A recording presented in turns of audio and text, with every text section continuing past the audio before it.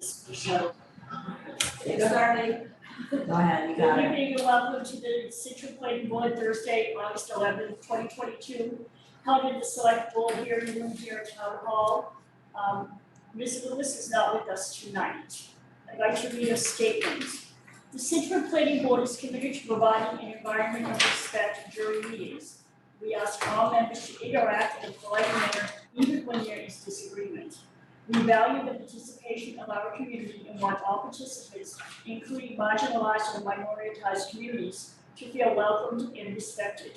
We ask our community members and all who participate to commit to these standards to support and respect our community. And then we go through all our Zoom things which everybody should know by now. So do I have a motion to accept the agenda? So moved. Second. Excellent. All in favor? Aye. We're going to the first article tonight is to continue public hearing, a major site plan administrative review, a special permit. Mr. Proctor, would you like to take forward?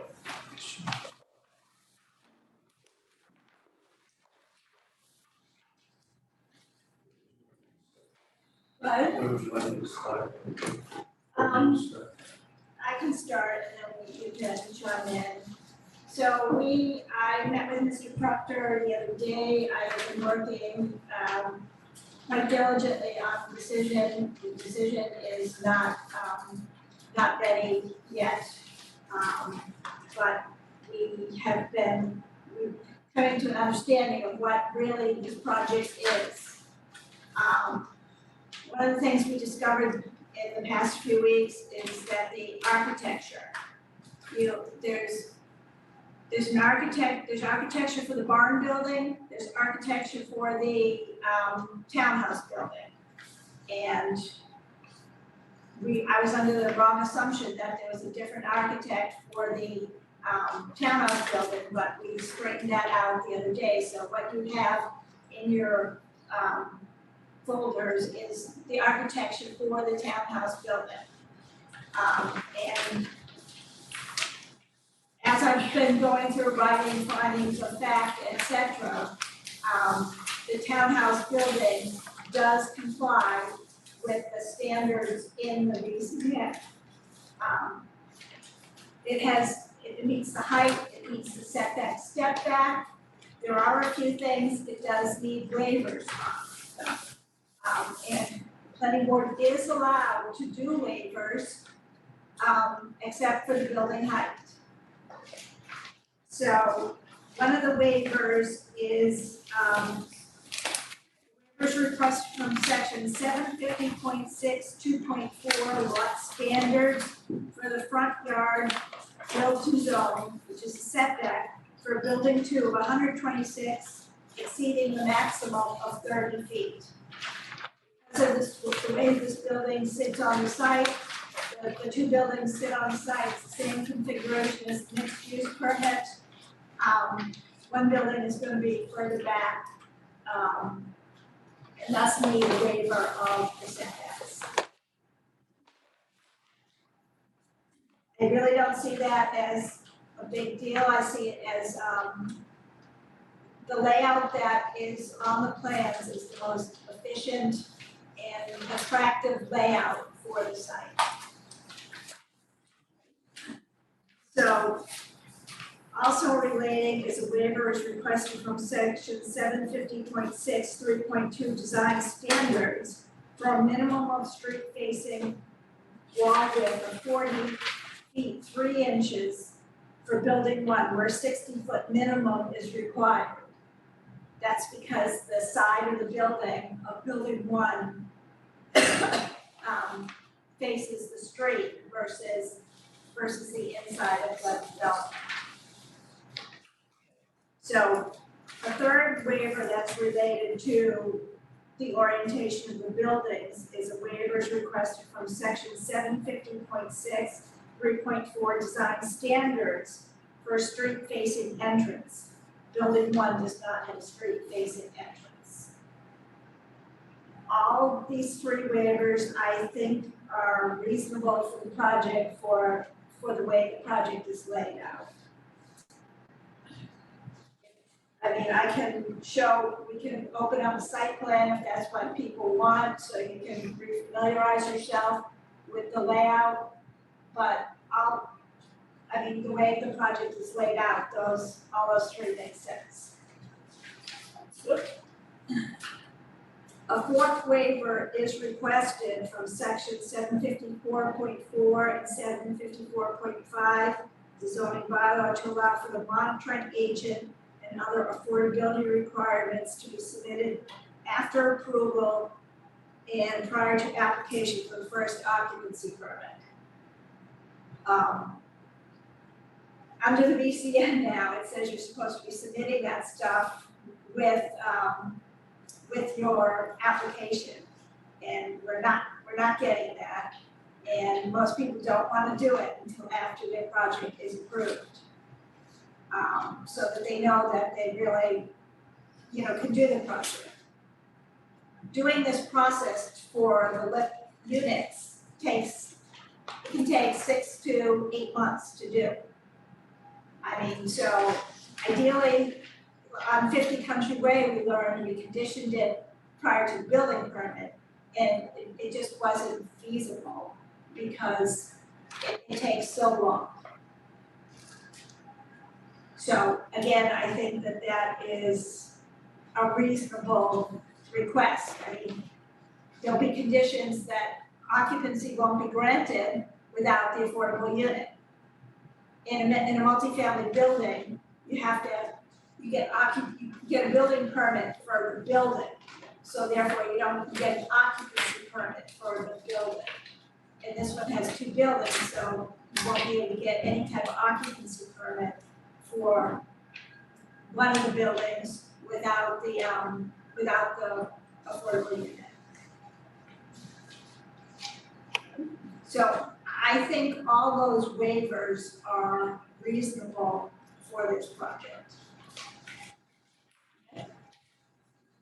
I agree. I think they're all reasonable. Good job. I have no problem for an entrance not being out to the street. I really don't. I think seeing this rendition, it's not too big, it fits. And it's a side street, it's And not it's a side a major part of, Right. right, I think that it works. Ben? No, I don't have any particular issues with it. I think part of the whole reason, we had an approved project here that the site plan worked on, and we liked the design and approved it, and a lot of work went into that, and I think the idea was not to do, the whole purpose was not to redesign the whole site, redesign the whole project, and so I think that waivers, in terms of those aspects, are appropriate, and I also understand, Mr. Proctor's, we discussed a little bit last time how onerous it is with the affordability requirements, so I think that is also, for a smaller project like this, a fair thing to do, to tie it with a certificate of occupancy rather than the permit itself, so I think that's fair. Well, I have no issues. Can you just remind me what this, I missed the second one. What was the second waiver request? There was the setback. there's the setback, there's the street facing wall width. Street facing wall width, this one is 40 feet, 3 inches where 60 feet minimum is required. And then the affordable units information is due when? I'm recommending prior to the first occupancy permit. So, certain amount of time prior. And like 60 days before requesting it or something. Well, I just don't wanna be at a place where people wanna get in. so they won't be able to, it's too I late. know they won't, but we know what happens there, right? So I'm just saying. No, should we- it's not, it won't be a happening thing. The process is a long process. Under a lip, I'm not talking about the affordable housing stuff, I'm talking about the submittal for the affordable housing information. right, and so what So we want that well in advance of a request for an occupancy permit. yeah, I want it 6 months in advance, Okay, that's what I was asking. because it You said takes at a the long occupancy time to get through the state. the chief elected municipal officer actually has to submit, we, That's the fine, town submits. that's fine, I did not hear that, so. So it will be 6 months, Mr. Proctor? Anything There's you'd like to say nothing to I- us? I've been working with Karen and commend her for the thoroughness that she's approached this project. So she's summed it up everything. We have more comments on Okay. There are different more items. comments. Okay. All right, so based on the decision that we gave last time, basically using 99.9% of those conditions. There will be new conditions because of the project. I mean, so a new condition is going to be that the sidewalk that was built on Old Country Way that the town just completed last year, they left a gap in one of the driveways and they didn't extend it far enough to meet the other driveway where the entrance of this project is going. So it's going to be conditioned that the driveway has to be closed in and then the driveway sidewalk has to be extended from the new driveway back to the existing, the handicap ramp. Approximately 20 feet extension and fill in the area where they left with the existing driveway. They didn't want to close off access to somebody. So it's all gonna have to be with the vertical granite curb and the same stuff that's up there. So I just want everyone to be aware that will be a condition. And we did verify that they're all gonna be owner occupied, it's not gonna be any rentals, right? They're all around. Yeah, okay, so you did, okay. So, since this is a So public is that, hearing, is that the only new condition? Oh, no, there's more new conditions. Oh, okay, I thought you were gonna go through. Oh, no, I'm not, no, that'll be the next Okay, meeting. What I plan to do is, as I indicated in the email, today, is I think I'm almost done with the conditions. You guys will get a draft copy of the findings of fact and conditions, and then you'll give me comments on those hopefully. Mr. Proctor will get a copy as well, and then we're proposing that this public, meeting hearing be continued until September 8th, at which time I'm hoping everything is finalized and we can just go through the whole decision. is there any comment from the public? If there's anyone online that would like to make comment, now would be your time. You can raise your hand, turn your camera on and wave to us, or raise your hand on the bottom of your Zoom screen to let us know that you'd like to make comments, since this is a public hearing.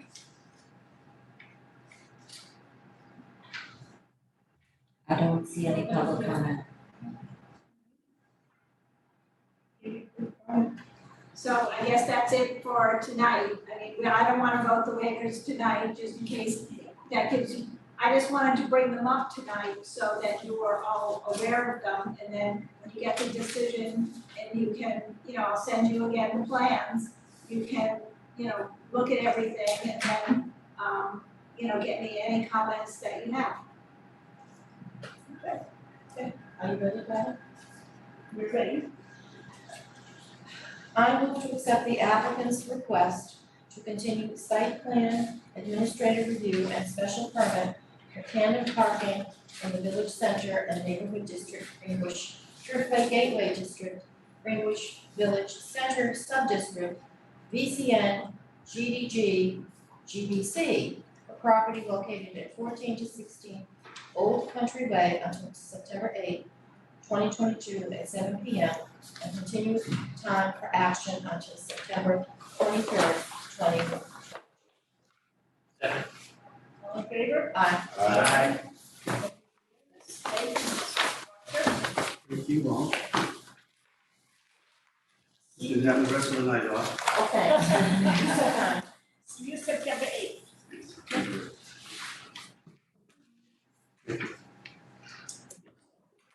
Stevens, See you in September.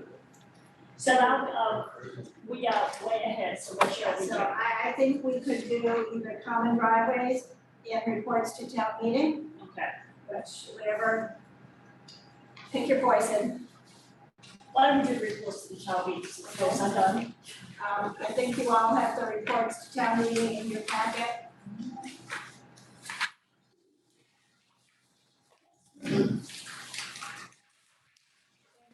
The advisory board voted 6-0 to support the articles. The select board voted 3-0 to 1 abstention to support the articles. So I think that's a pretty good sign right now.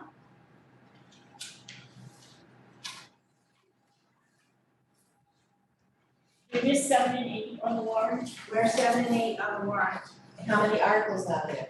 9? There's like 14, there's several consent agenda articles. The first article is the site for the water treatment plant.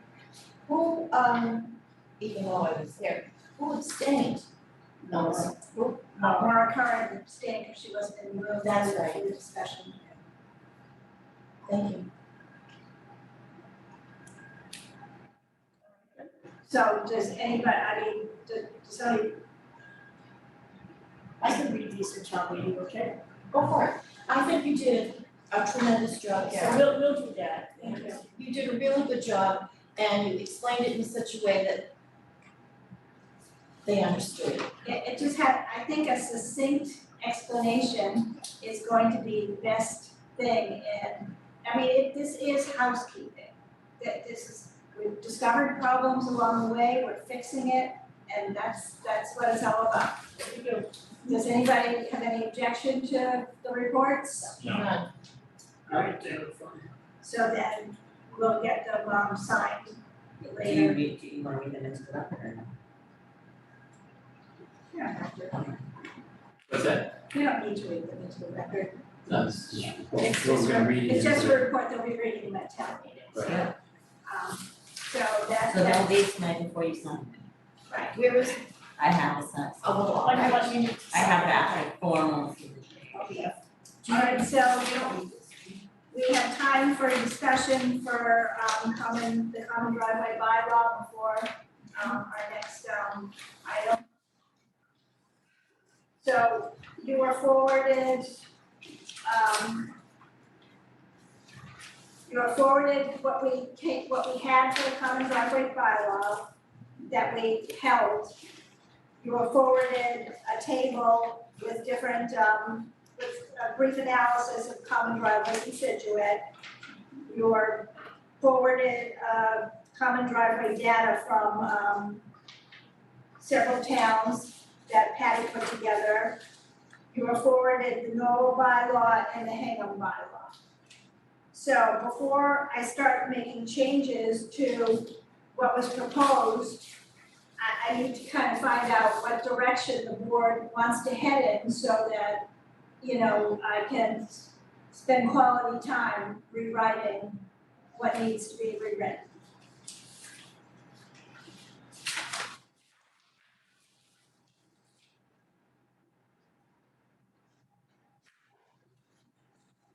I guess there's a couple major questions. The first question is, do you want it by special permit or site plan review, or do you want to retain a mix? what do we want then? Or do you want to have a mix like Oh, we have mix. now, some by some by site plan review, some by special permit? I personally sort of feel that, the hybrid approach could work. In this case, I do think that we need, given how things have been going and why this all came to light, I do like the idea of having more control. So I do think there should be, special permit should be at least triggered, in a more conservative fashion than what we currently have. What that is, I think we have to hash out. But I could also see the case for simpler, smaller common driveways that kind of already meet all the design standards, just going through the site plan review process. So that we don't necessarily deter folks from potentially doing the common driveway, which, you know, part of the purpose of the bylaws is, want these things right away, it's written, so. That's kind of how I feel about it, but in terms of when that special permit versus site plan threshold is, I think we all have to determine. I don't have an opinion yet on that. Well, anything in, right now, anything in town, less than 500 feet is non-special. Right. Right. So, And as you can see, so they're the all question is, almost all us. yeah, and then when you look at most of these towns, you know,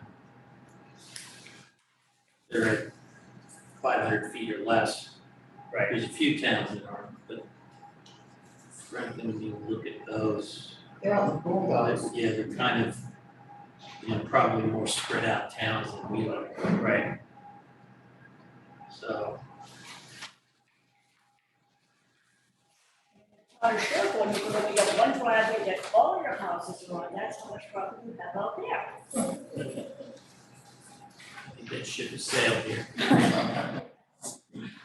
So I guess you need to decide, you know, the conversation to have, so when you bring this to town meeting is when does that trigger? At what number, or what length?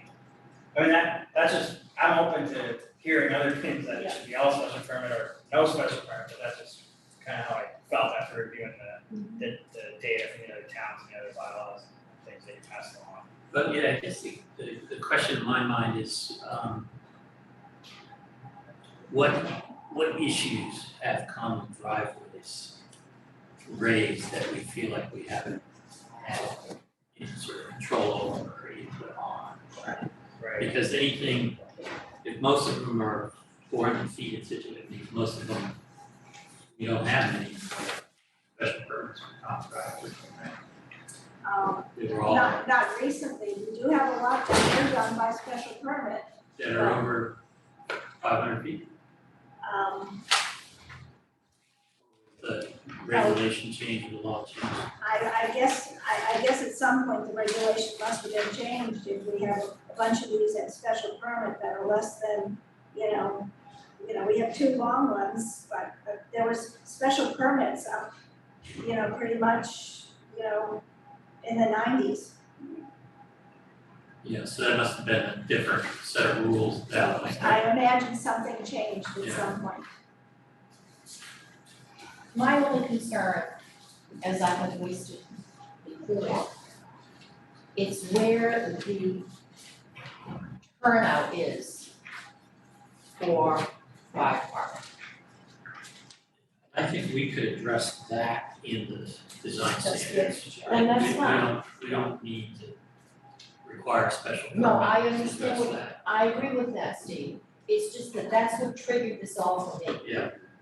And it's, that we can put it in the order of conditions. I guess the flip side of that is, purposing a common driveway, right? Which really is quite helpful, right?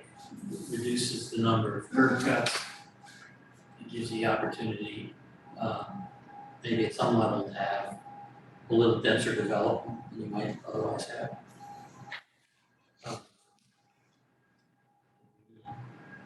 We definitely need housing in this town.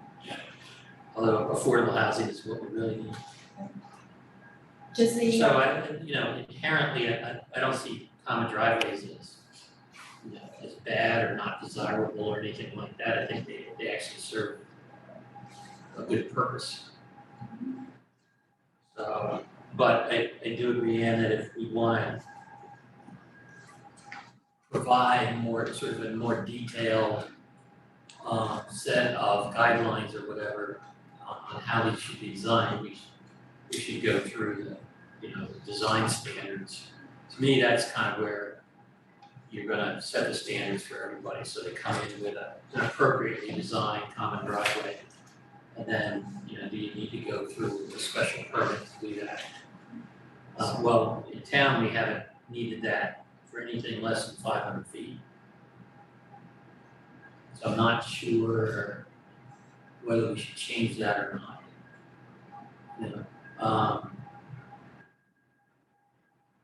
I'm not sure what we gain by changing it, I guess, is my question.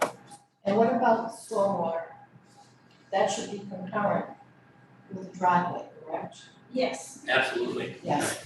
Stormwater, to me, that's one of the keys here, is that it has to be designed as a system, so it handles both properties, right? Right, as a whole. as a Right. whole.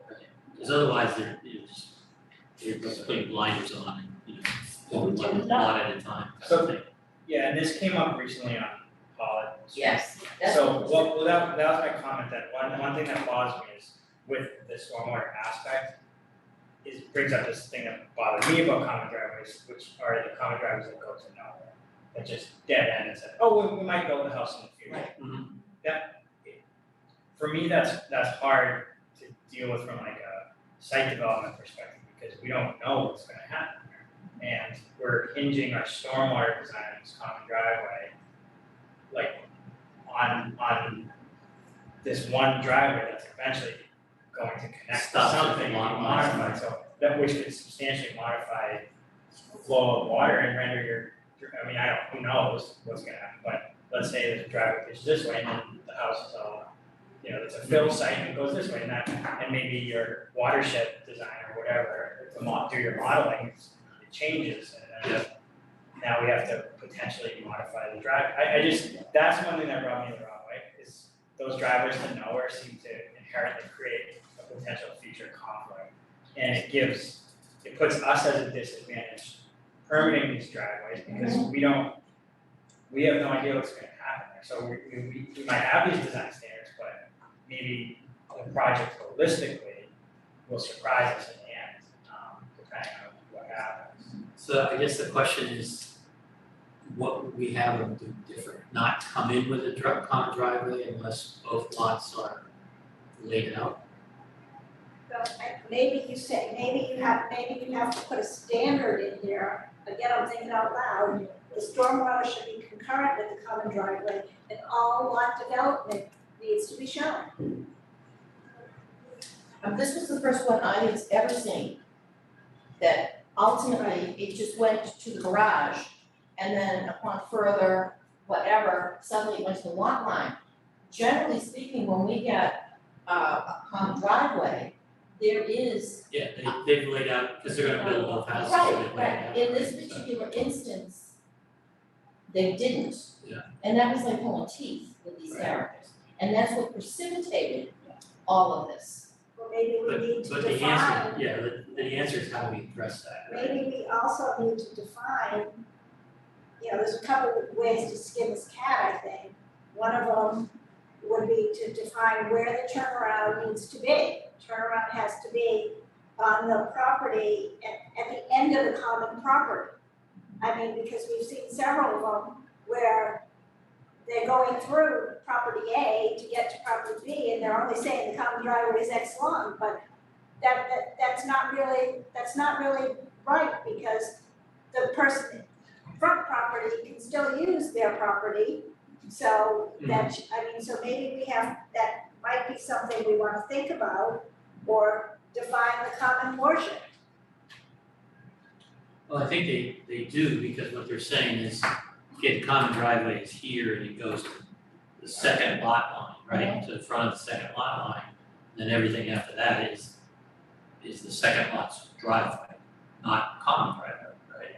Right. So, but that doesn't help us in terms of stormwater design and all of that, right? So it almost feels to me like they have to lay out sort of both parcels in order for them to do a legitimate stormwater management design.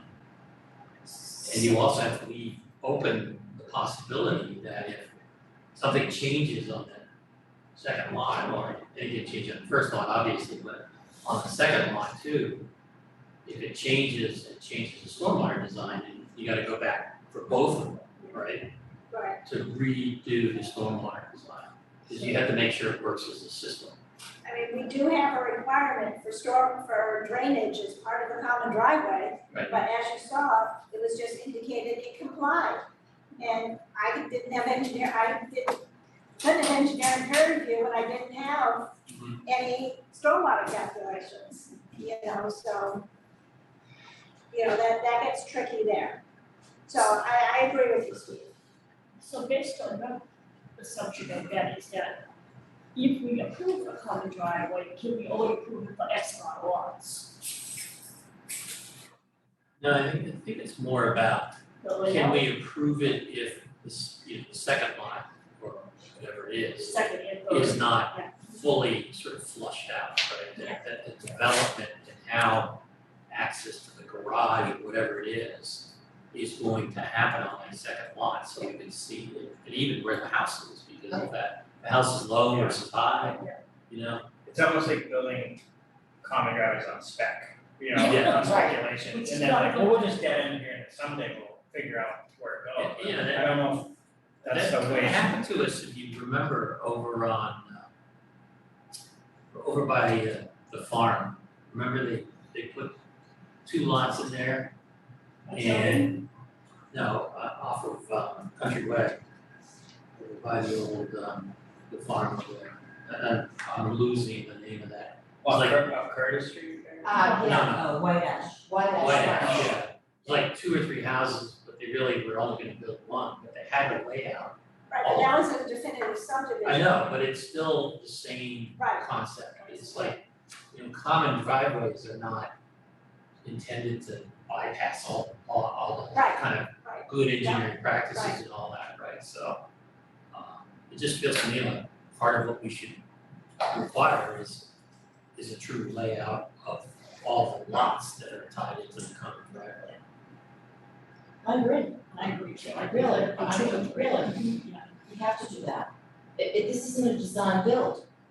You know, we're gonna build, Yeah, and they could come back later and say, well, we changed our mind on lot 2. But then they're gonna have to go back and re-modify Right. the whole stormwater management piece and all of that, which is what they should do. It's kind of not a carte blanche just to no, build anything. no, you're right. So that goes out of procedure in our design standards. And I also think likewise in terms of site design, right, one of the if we look at the purposes of common driveway, there's something about preserving rural character and if we don't know what's happening in those back lots, and we say, okay, you can do the common driveway, that's nice, but then we find out that there's, we don't have any control. What would, the whole back lot is gonna be, clear cut and filled in, no trees remaining at all. I'm not so sure that meets the purpose of the bylaw, which renders that common driveway really not, not adequate from a design standard. So I think this is, we're on the right track here, so we just need to flush out the requirements and the design standards. And I think that we had a lot of agita over this one on Hollis Street, we worked a lot on that. Well, we learned a lot from the all last of few that have come in, because the last few that come in, they've all done it just to the property line. Right. They've all said, oh, that's as far as the common driveway needs to go. Right, But in point of fact, it's really a development of 2 lots, so we should see, or 3 lots or whatever it is, right? So that just needs to be a little, language has to be a little clearer. So I frankly don't know that I would change the standard that says, less than 500 feet. Doesn't require a special permit, or 500 feet serving 2 lots, right? So that's relatively specific. And as long as you can articulate these other things in the design standards,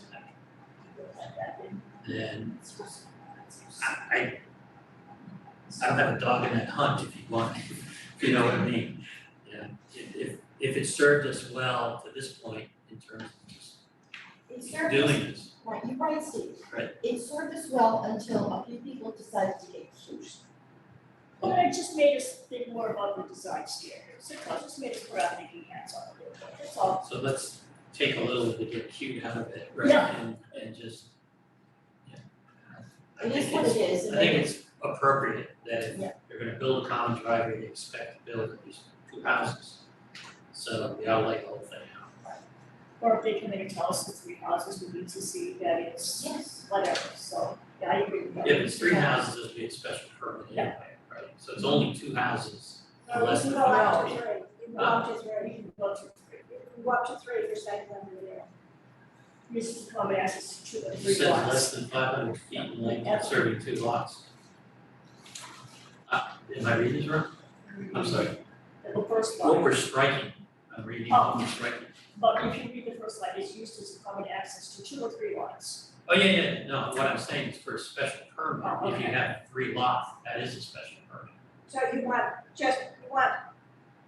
2 lots, 2 lots less than 500 feet, which is what it says now, okay, don't require a special permit, everything else does.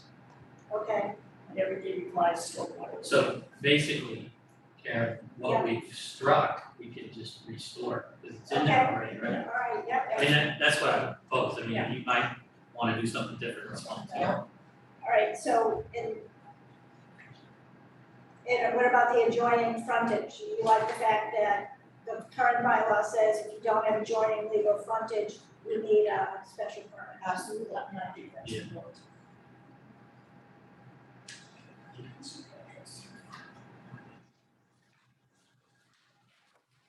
And against point, the turnarounds are really important, we have to make sure that we have that adequately. So. And the other issue that we have for every common driveway is people don't really understand, it's not us, it's the police department, the fire department that want the street, others on the street.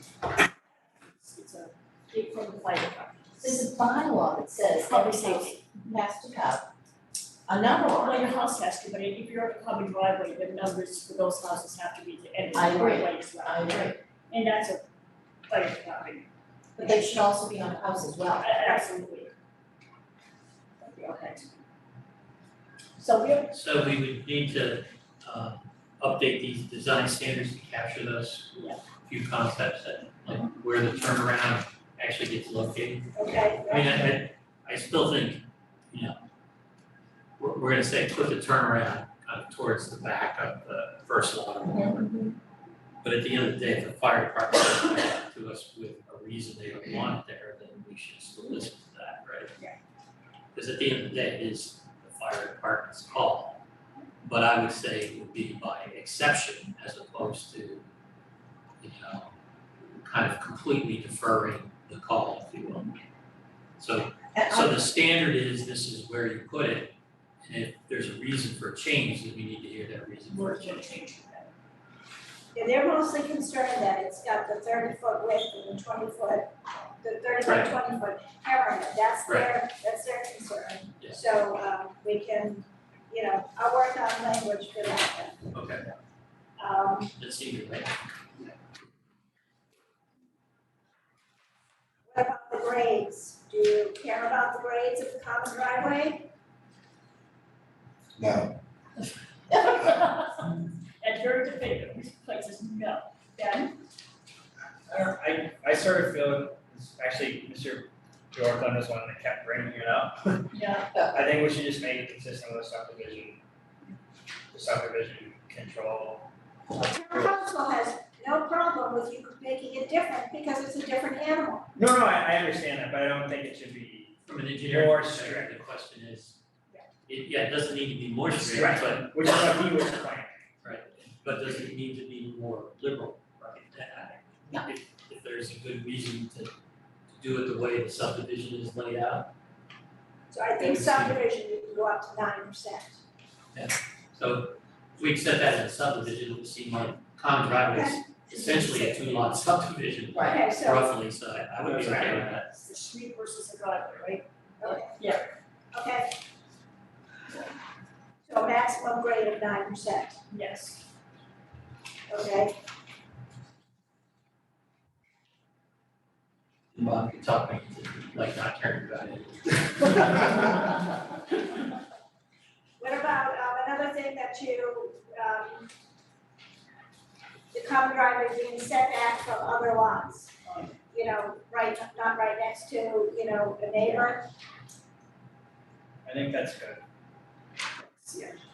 so I think I put here, 10 feet from adjoining property lines.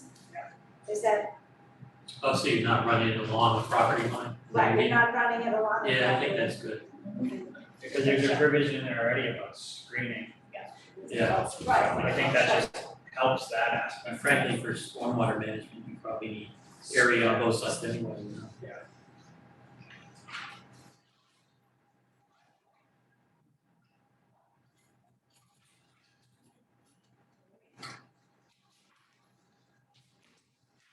Any other major criteria that you want me to take a stab at when you're, when I'm reviewing this?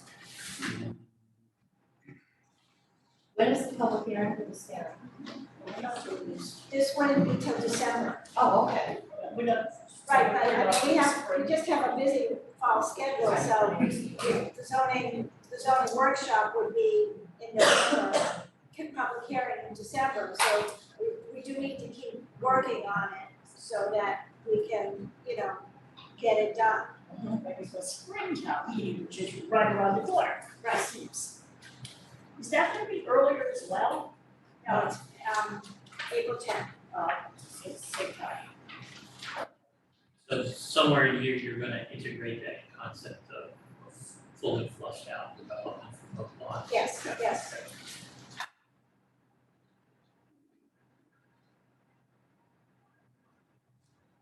Well, I know more about common drivers than I ever thought I would ever know. Interesting stuff, but Yeah, but Steve's right, the last few have been, little nuanced. Highly Van nuanced. Hill was Yeah. interesting.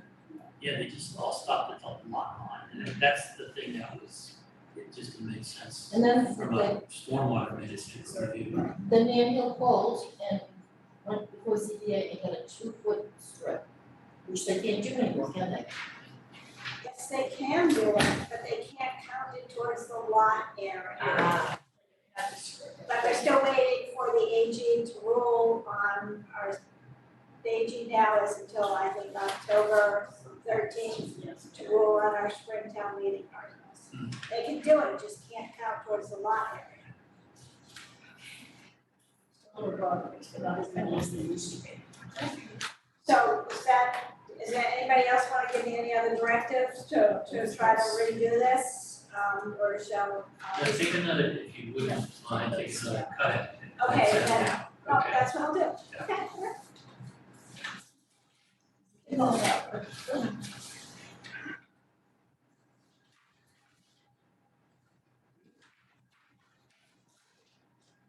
Yeah.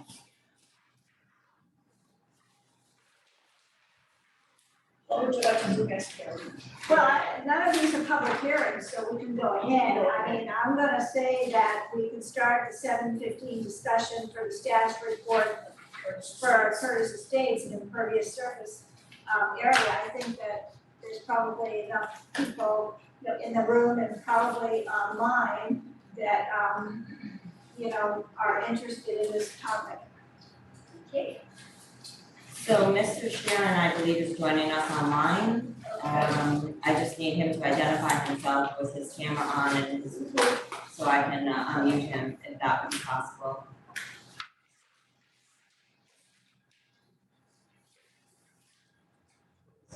Well, I don't wanna unmute.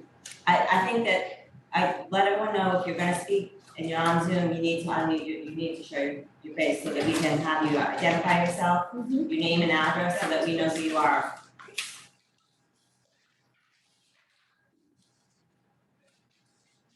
So hopefully that's him. Do you need some help here?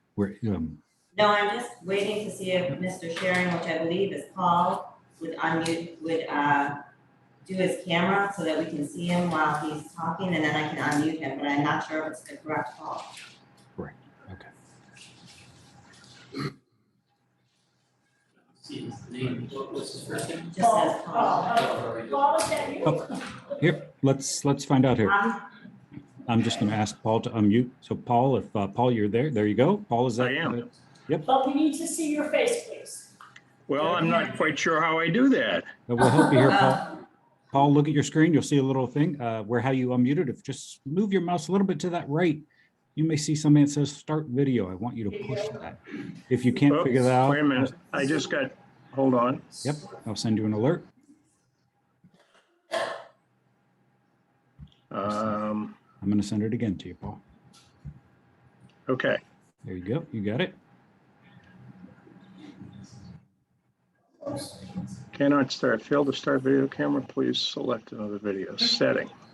So Paul, if you're by that stop video, you see the little arrow there that points up, what we call a caret. If you do that, what are you on, a laptop? Hold on for 1 second. I think yes, I have to get back in again. It's kind of what it did, something that pushed me off. I've got to put the meeting number and the ID in again. You're still connected, Paul, Well, that's the screen I've got in front of me. Let's see. because we can hear you. Oh, now we lost you. No, he's, I'm sorry, no, he just, let's try. So that is Paul. So we know that's Paul. We're good. I suppose if we can't figure it out, it's fine, it's your decision.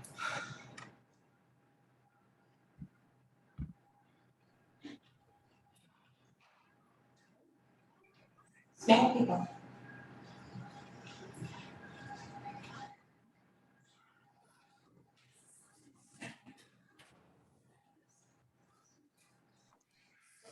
Hello? Hello? Hello? Why don't you just leave me on voice then? I don't know why I Oops. can't get the picture up.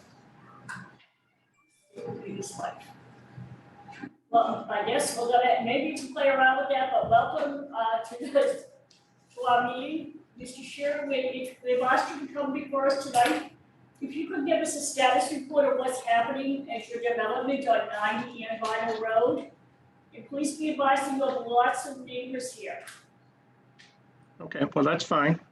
okay? Our plan is to pretty much wrap up the subdivision this fall. We have contractors lined up to do the sidewalk and the top coat. We have another contractor lined up to do the street trees, which will probably be late September into October for the street. Stone wall, I've got somebody looking at that to repair it. It's a small job, so it hasn't been easy to find someone that would come out and work on it. And other than that, streetlights our bases are in, but we are having a problem locating the conduit. So as soon as we do that, we'll be able to get the streetlights up and running. I think that's about it. Well, Karen, would you like to start?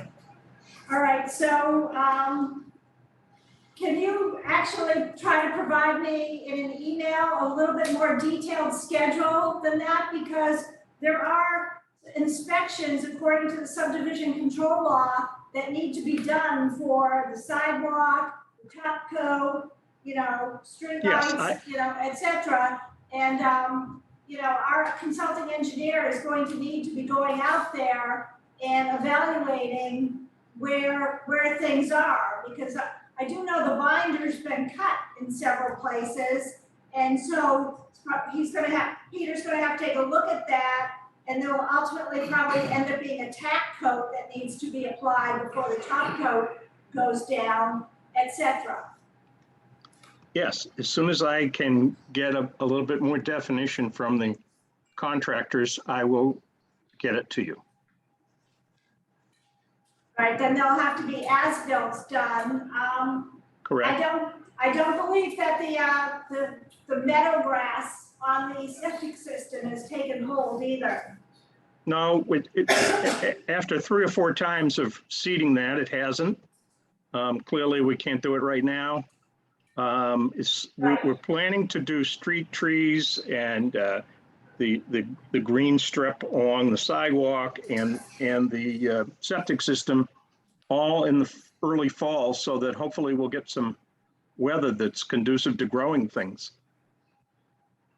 Well, hopefully you'll put water bags on the street trees to help ensure their survival.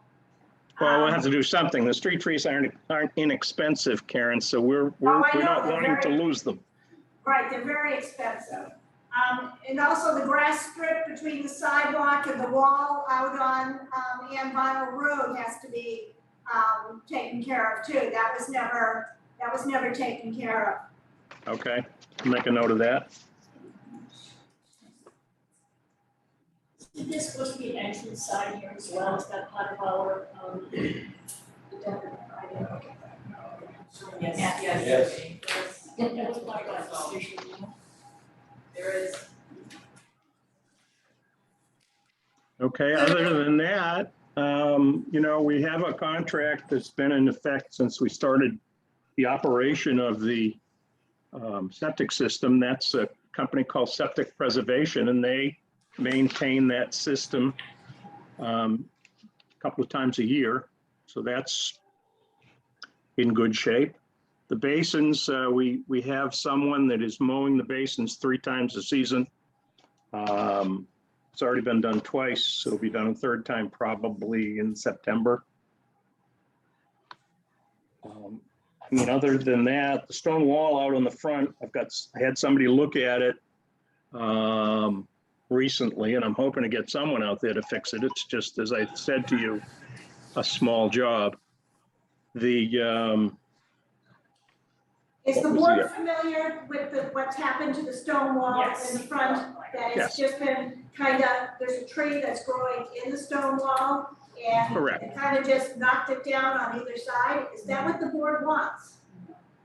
What, the board needs to elaborate what they want Mr. Sharon to, how that should be fixed. Mr. Sharon, I think, plans to stop at both sides of the tree. Well, it's either that or cut the tree down. Take your pick. Wrap the inside of the tree. Can you, yeah, So just relocate a little bit and go around. go around the tree in the back, you mean, to wrap it that way? We're planning to just stop the tree, to stop the wall on either side of the tree. I would go Far enough away so the roots won't bother it. I would keep it contiguous. We'd prefer that it be contiguous and you go around the back of the tree and continue on to the side, that's possible. I don't see that as anything that's any different than just stopping it, except more expensive. We do, Okay. we think it should be contiguous. Yes.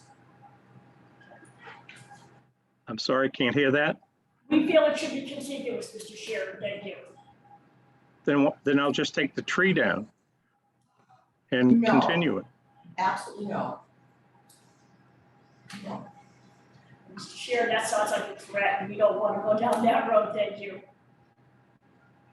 Well, it doesn't make much sense to me what you're asking me to do. Have you ever seen a stone wall that goes around a tree? And how am I gonna know that when we do it, Yeah. how am I gonna know that when we do it? Walls go around trees.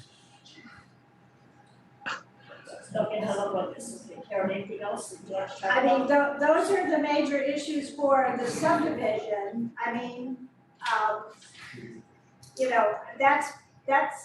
Ultimately, our peer review engineer will be looking and going out there and determining what still needs to be done for this subdivision. And, surety will not be returned, et cetera, until everything is done. Correct. So we know. I don't see the point in making a circle around the tree. I don't know where the roots are in the tree. I could make a wall and have a root come up and all of a sudden I've got another section that's falling down. I think avoiding the tree is the Stone walls best. coming up to the tree too, so I would suggest you try to figure it out. We will take a look. Thank you. Anything else, Karen? Anyone? I don't have anything else, but other people might have other stuff in terms of the subdivision itself. Yes, Ian, you all set? At this point, yes. Ben?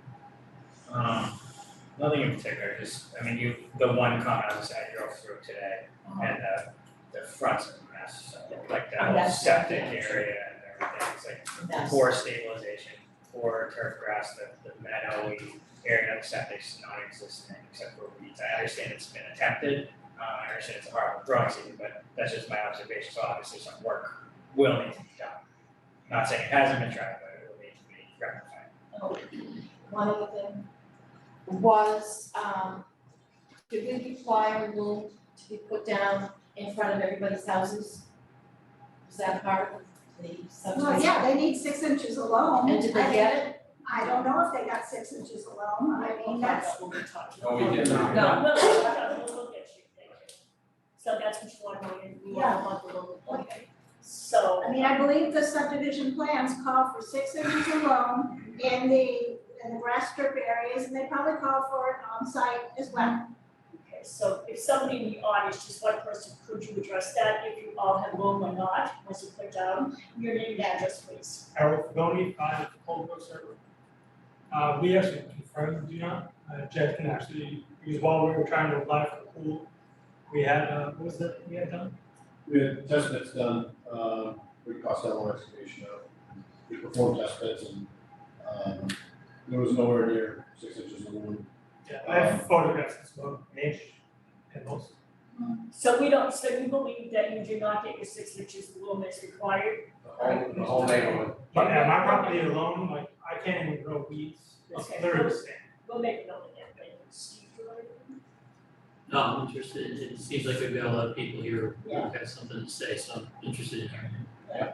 Likewise. Okay, so I'm gonna open this up to the public, if you would please give your name, your address, and please try to not repeat, I know that you all have hopefully similar issues, so we can go one at a time. Please don't talk over each other, all questions come through the chair, thank you, yes, sir. Bill Smith, 5 Carriage House Way. So, Wait a minute, can he come up to the microphone so everybody? Yeah, I mean, it's hard to hear from the back of the room, just sit down. Especially if you're a TV lady, it's almost impossible. Oh, we protect TV. Bill Smith, 5 Carriage House Way. So, there's a lot of people here that are either attending here or on Zoom. And they may have some more specific questions than I do. But in general, most people want to know, how do we get this project done? And Paul, I don't know if you're still there, I assume you're still there. And, you know, if we gotta finish up by the fall, that would be great, but I can tell you there's, the level of confidence of the residents is not real high. And, you know, there's a lot of things, I understand you don't wanna plant in August, but there's a whole bunch of other things that still have to get done. And that frankly, they're not getting done, so. Bill, what are the other things that you're talking about? Well, like how about cleaning up all the catch basins that have to get cleaned up once a year, and it's year 3? Well, Or- once, we're gonna have to start working on the catch basins because they have to be raised, so we can clean them at that time. Yeah, I understand, you could be cleaning them now, I'm just saying, you know, Paul, I'm glad you zoomed in, but the point is just, there are a lot of other things other than the planting because it's the middle of the summer. But nobody has said anything to me, Bill. What other things are there?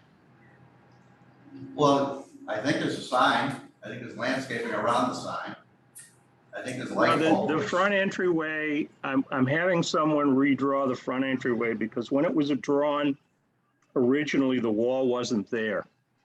We were supposed to just be rebuilding an old wall that was there, and when we started doing it, it didn't make any sense. Yeah, well, I hate it, but in all due respect, after 3 years, I probably could figure out where the sign went, but we just wanna get it done, that's really. I think I just laid out the plan, Bill, that's what our plan is. I understand, but that's about 50% of the things that have to get done, that's sort of Well, my. he's asking what else we'd like to have done. So we could be a little more specific for everybody. Well, I named a few, like the sign, like the light poles, like obviously knows the sidewalk roads. All the drainage basins to make, and part of this, I suppose, gets back to the town that at some point there needs to be a sign off. And if things aren't done or there's remedial work, then there's gonna be some sort of punch list that Paul would need so we can correct it. That doesn't get done till after the as-built is submitted, and all these other things are done, and then our engineer goes out and he does a careful. At the very end, you say, pretty much. Yeah, careful, when the developer tells us it's done, we go out and do a thorough inspection. Well, I get to do a catch-22 right there. But the problem, So- of course, Mr. Smith, is that I know what it's like living in construction zone. I went through that as well. It seems like it's never ending. Well, again, speak on behalf of myself and a lot of the other residents, we just want to get it done and move on, you know, with our lives, and it's really, it's been a long time, it's been way too long. No, those I are will my not comments. disagree with that. Anybody else, we will not disagree with you. I do have one other question, and it may be pertinent. When exactly is the homeowners association supposed to take effect? When we've sold our last property. That's not what we read in the, when we read in the agreement. I thought after 4 houses were sold, there's supposed to be some members of the development on the, as part of the trustees. That's news to me, Karen. I don't know anything about that. Typically, in a subdivision, when the contractor is finished, he turns it over to the homeowners. I'll send you that portion of the homeowners association. I don't think Okay. that's actually typical. It's typical as you start to build out, that you start to get homeowners represented, but that the developer still has the more voice. Right, he has a majority voice, but It's some, not typical to wait to the very end when everything's done before you have homeowner involved. I think you're right. I think I remember seeing it as part yeah, of the HOA documents. yes. Does anybody else have anything, or Mr. Smith, we going done? Thank you. Thank you. Yes. I'm gonna ask you to come up as well, Andrew.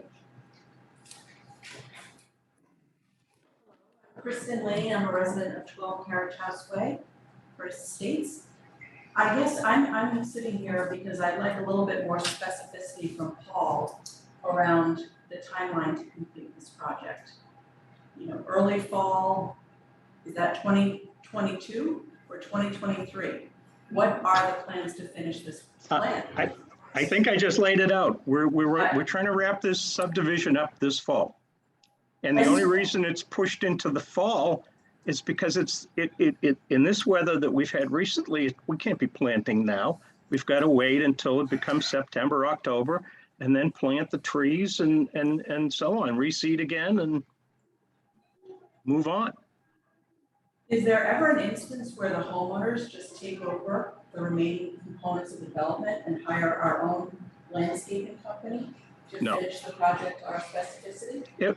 I can, It's a dumb question, but I'm. Hold on, Ms. It's not a dumb question, but at this point, the developer is still working on it. And so I think we have to give the developer the benefit of the doubt. Yes, at some points you can see surety, et cetera, but it's not a pretty thing to do. I think they're trying to get the development done, and I think we have to let them try to get the development done. But I agree that what we need is a definitive schedule, not just about, we'll get around to it as a fall. So, and I think that's, Karen, what you asked for before was a That's what definitive I schedule. asked. I asked for a And definitive in fact, we schedule. need it because we don't just go back out at the end, we have our engineers look at particular components of the work in process. So it is, I think I heard, Paul, from you that you were gonna get that to us in very short order. yes, that's not a problem. So can you get that to Karen next week? Sure. All right, let's make sure that it's done. Yeah, that's not a problem at all. I don't know what kind of planting, I'm sorry, I've forgotten your name already. Is it the Kristen, lady, what is it? Kristen Lane. Kristen. You're more than welcome to call me and I'll certainly try to do whatever you'd like to do, but there really can't be much planting done in the next month or so because it's just too hot and we don't have any water. Understood. Can I ask one other question that's unrelated to the plantings? Sure. What is the schedule for completion of the last house? Probably, that's my brother, it's not me. I believe he's trying to close in September. It's not far off. But I would have to double check that. That's not gospel. I'm not sure, but that was what I've heard. And I promise this is my last question. When will all the porta potties and large equipment that is sitting on our neighborhood be removed? As soon as the porta potties are gonna go, as soon as the workers go. We're obligated to keep them there while we've got people working on the subdivision. Any other equipment is gonna go very shortly, as far as I'm concerned. I'm not sure what's there. There's a few trucks there, I know that. I'll try to get those out of there. We appreciate that because I think there's 24 children in the neighborhood. That if we're not watching them, they're playing on the equipment. Okay, that's not a good thing. Thank you. Thank you. Yes.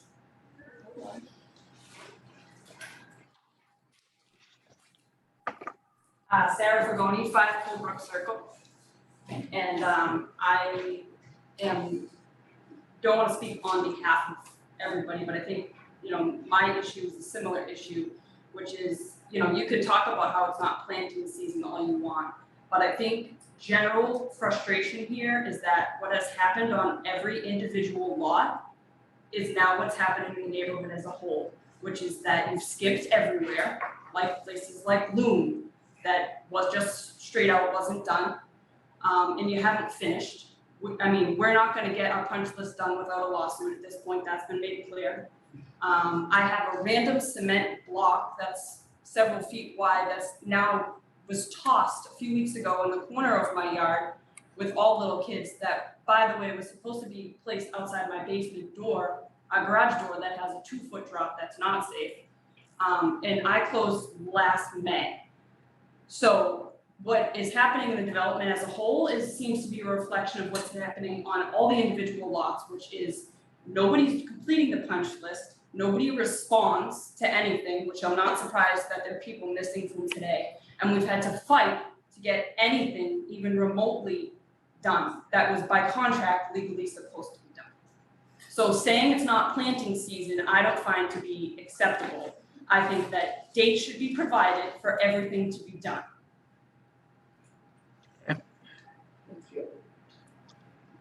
You're talking about two different things here. No, I'm not talking about the entire thing, because it's the same thing as my point. Well, the subdivision, I've already laid it out, and I'm happy to put it in writing to Karen within the next week. We're planning to be out of the subdivision this fall. Isn't being done with the subdivision, this is Errol Fedoni, 5 Colebrook Circle, isn't being done with the subdivision also being done with the individual lots, which includes mining 6 inches of lumen and grass, for example? I'm sorry, can you repeat that? Isn't being done with the subdivision also considered being done with my individual lot, which is ensuring that I have 6 inches of lumen and grass? Oh, well, we don't ensure, that's where we loam and seed, and it's up to the homeowner to grow the grass. No one in the neighborhood is able to grow grass. You are not even able to grow grass in the septic field because you're not putting enough lumen, which you're required to put down 6 inches. I'd have to look at that. I don't know what, I really can't answer that. But yeah, well, we have documentation that we had an engineer actually do work to test it, and it's not there. So my question is, when is that going to be validated by the board? Because I don't want to run into the next thing that you're saying now, which is it's not going to be planting season. So like, when am I going to get a lawn in the dirt that I'm supposed to? Again, it's a question I can't answer because I don't know what's there and what isn't there. Well, how often do you have the subdivision? I'm sorry? How often are you at the subdivision to see the results and everybody's lawns? I don't run the day-to-day part of the subdivision.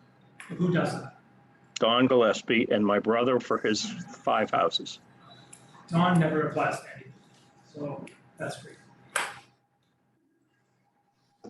It sounds like we need better communication, or at least better avenues of communication between development and homeowners. So how do we? Yeah, I don't know how you're answering questions if you're saying you don't even run the day-to-day.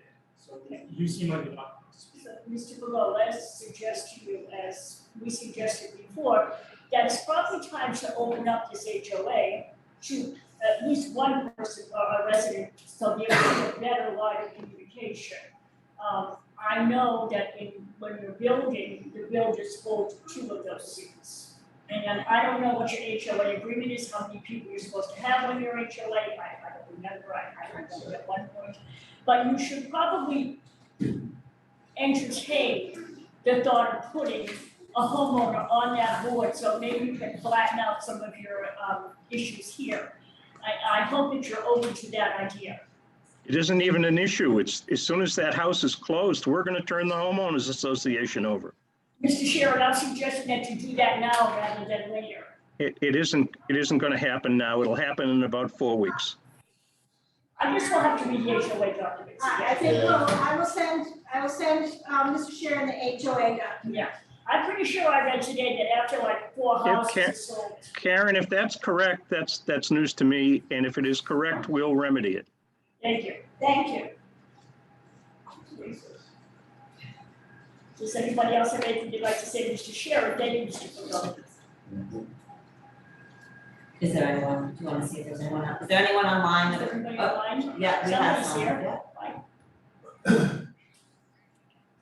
You do have one virtual, yep. Yeah, I just asked Bernard to unmute. If you can just please identify yourself with your name and address.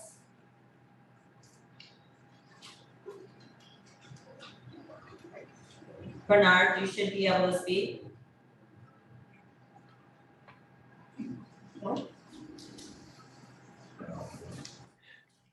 Seth, do you want to mute him or? Yeah, no, Bernard, you're able to speak. Do you have your mic on correctly If you will there? speak, you need to check your microphone, please.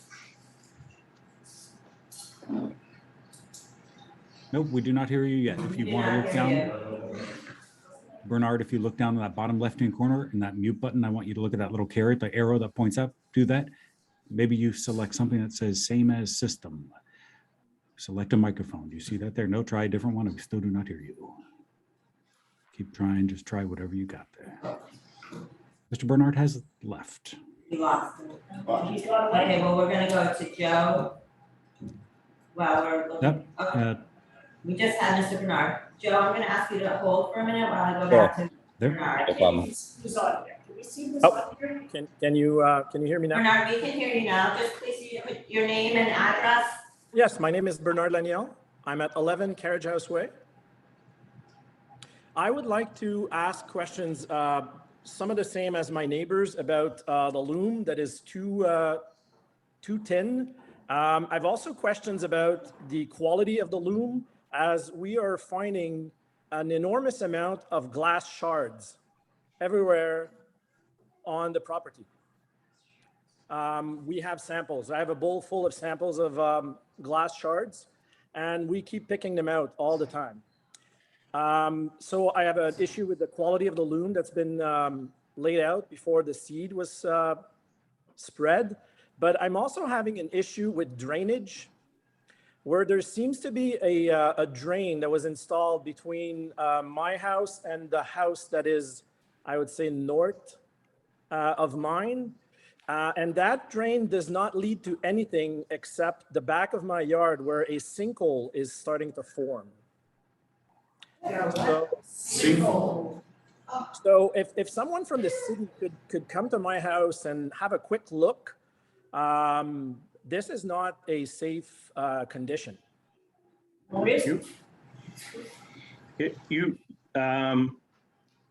you been in touch with my brother? He built your house.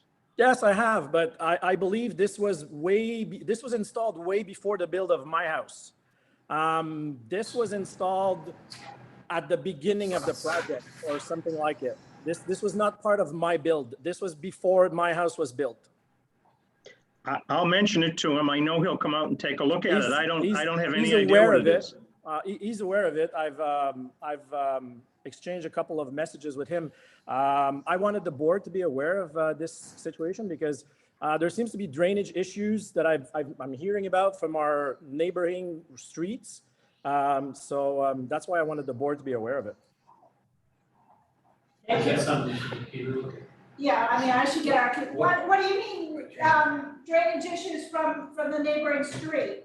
You need to elaborate on that. This is something that's, that I've heard, that neighboring streets are issues with water, which may be coming from our subdivision, but this is, Oh, God. I've not spoken to all those neighbors. I don't believe there's any neighboring street issues with water coming from the subdivision. I will call our consulting engineer and arrange to go out with him and look at your sinkhole. What, Excellent. excuse you, could you clarify also when you say a drain? Is it like a plastic corrugated 4-inch drain? So, Is it a concrete somewhere- drain? Yes, somewhere between my house and the neighboring house is a. Which house, 12-inch by- sir? Which- Can I just finish the first Sure. question? All right, thank you. So somewhere between my house and the neighbor house, there's a 12 by 12 plastic grate, which has a box underneath and a PVC pipe is connected to it, and it leads towards the back of our house. And it just seems to be ending somewhere, not connected to anything. And when it rains, water literally gushes out of the ground. And the ground now is forming a hole. Do you, do you back up to the back detention pond? I'm not too sure where your house is. It's 2 houses from the retention pond. Okay, we Karen, and I will call the engineer, and we'll be out to look at your sinkhole. Excellent. Yeah, we'll be here, you can, we promise you that. Is there anybody else on the Yes. line? Just one moment.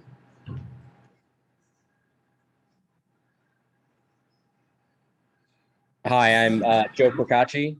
I'm at number 9 Carriage House Way, lot 11.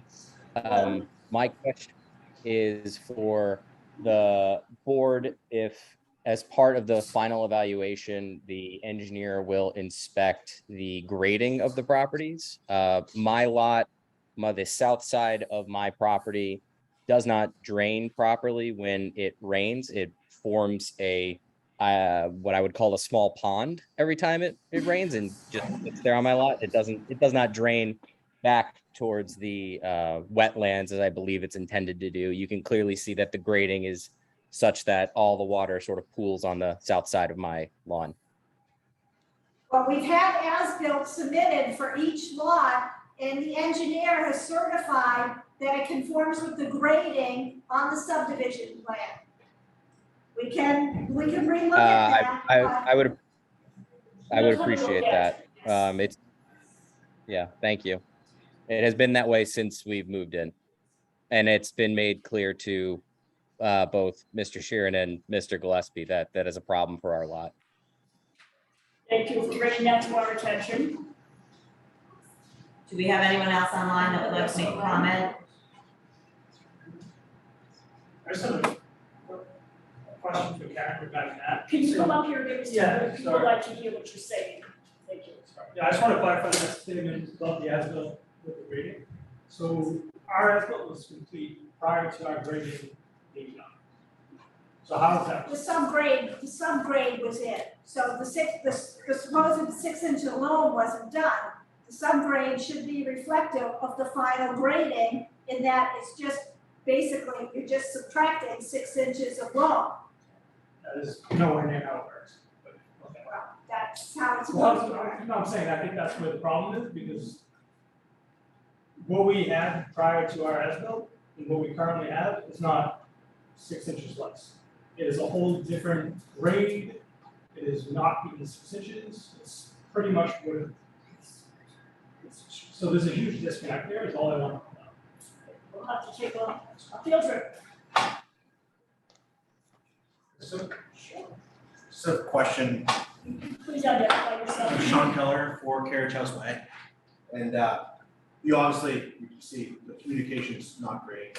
Paul's here, his partners aren't, and unfortunately, one of his partners doesn't respond ever. So my question is, like, we've gone through both from the overall subdivision, right? We're talking about sidewalks, lights, and then individually for each of the lots in terms of things that we think need to be done.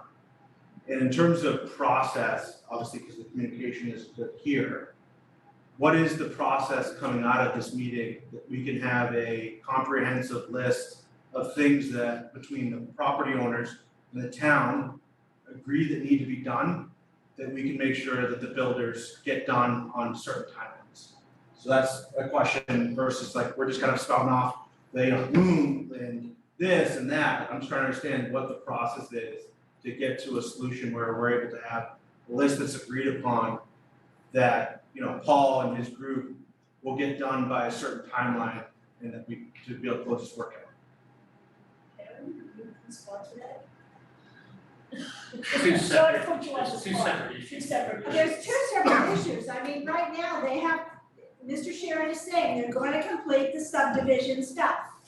And so, as far as that, he's gonna do that this fall, is what he's saying. As Well, far he also said he's gonna give you a schedule for that right, he's next gonna week. be scheduled next week. So Would that that's- include not only the subdivision stuff that Paul mentioned about, sidewalks, lights, but including the things that the rest of the community said, loam 6 inches for each of the properties? No, I Additional don't single- think that that's gonna include that, because So it's whether they're gonna technically, be the remaining sidewalk, wall, lights, and see yeah, the back? yes, because technically, in order, we needed an as-built for each lot Yeah. as this development has proceeded.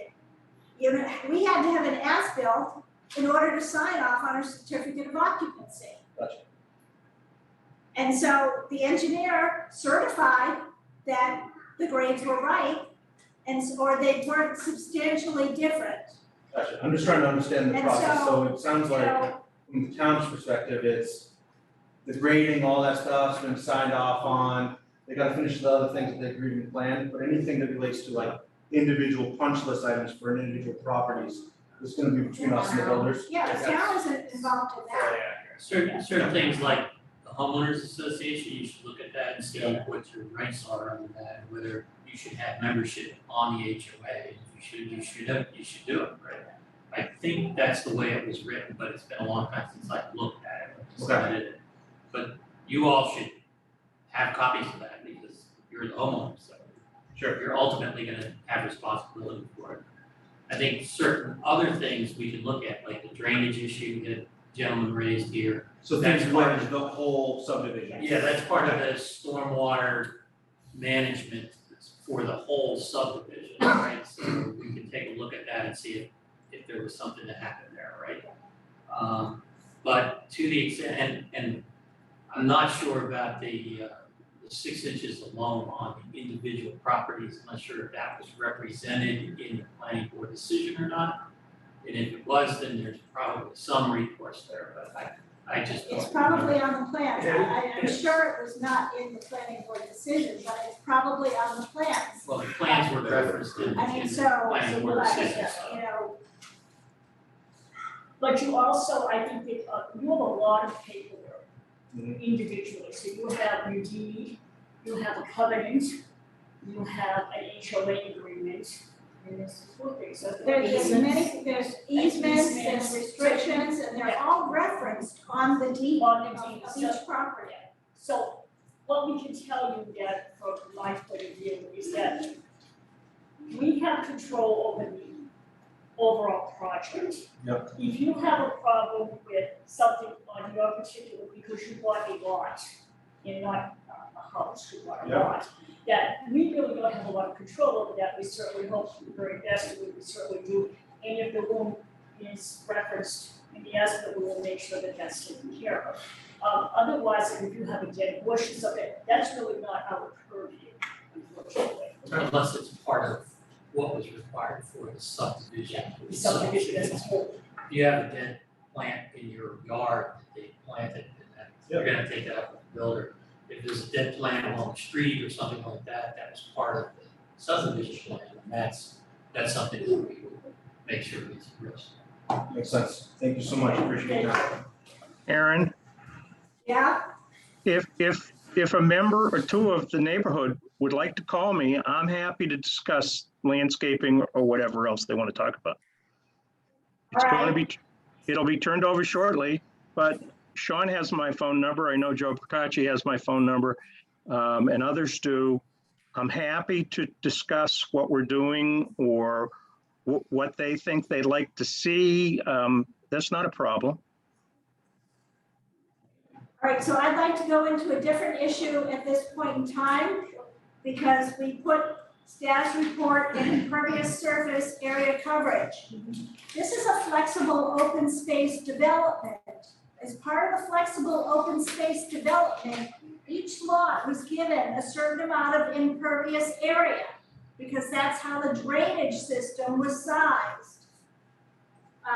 We went on a tour and we found 2 houses putting in patios out back that I don't know at the moment if they're permeable pavement.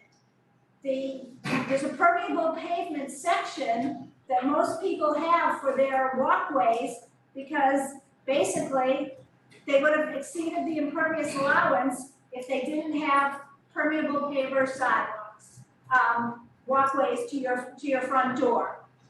So I think this is an issue, and I need the board to help give me guidance on how you want this to be addressed. I mean, what I've asked the people who have done this right now, I've asked for the pavement sections, so what they've done, and I've asked for the area of it, of their stuff, because it's gonna exceed what was permitted.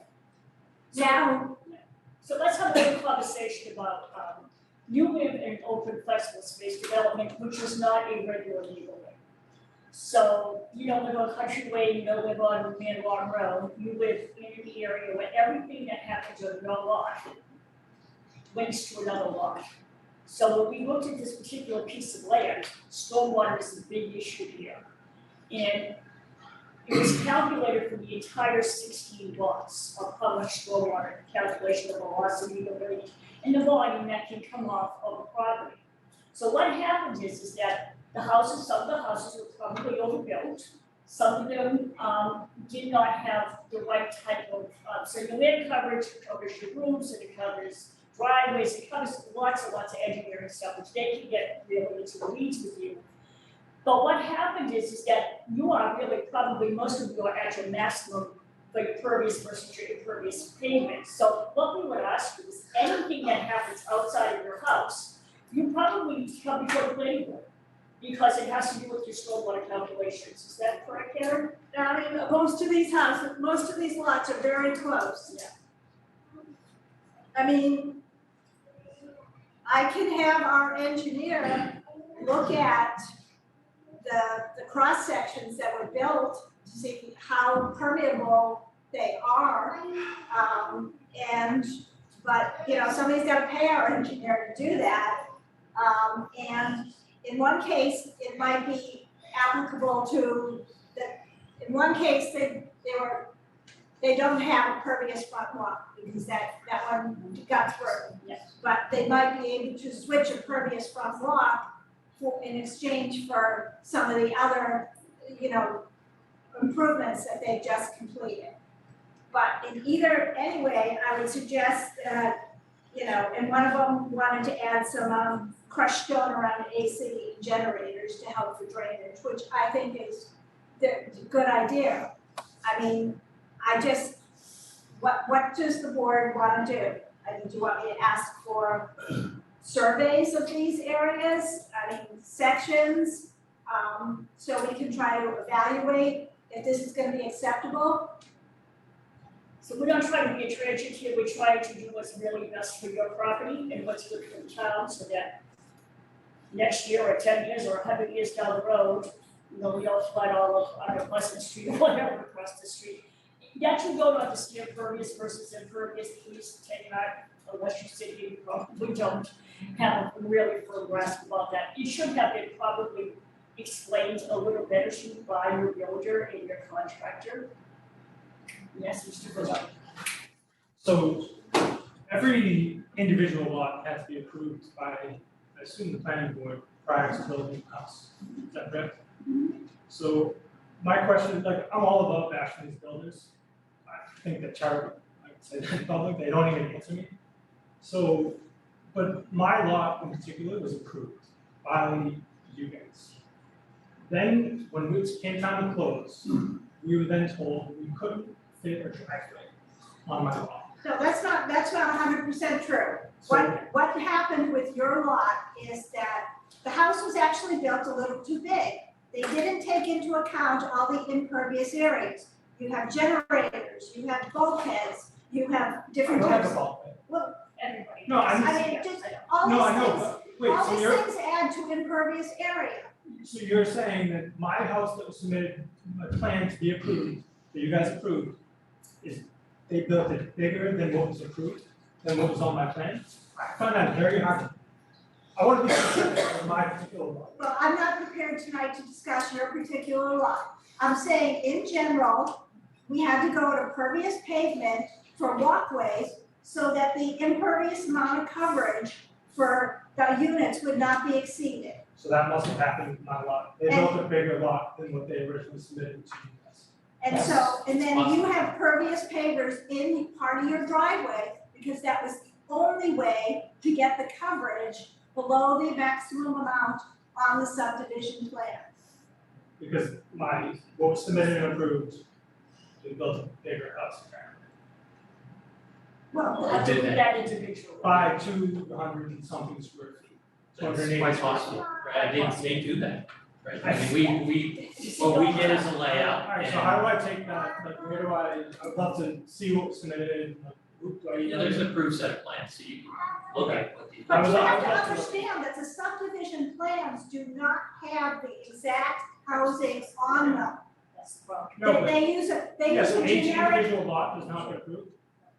Right, Not the design of the house. Not the design. Not the house, Not the that's the house. building department does that, right? That's. So what we, I think that's so weird. just follow us here. So what we do is they lay out a subdivision and they've got to put all the roads and everything in. In order to do that, they have to show a representative construction for each of the lots because we have to calculate the total stormwater that's gonna come off of all of those surfaces that don't get, into the ground, if you will, and make sure that we're managing the stormwater so it doesn't affect the neighboring properties. So that's kind of the exercise they go through. But at the end of the day, the house is somewhat representative of the actual footprint of the house that gets built. The grading, et cetera, should be relatively close to what the grading was. And if it changed it significantly, then we actually asked the developer to go back and reevaluate the stormwater system to say, does this have a material impact on the performance of the overall stormwater system?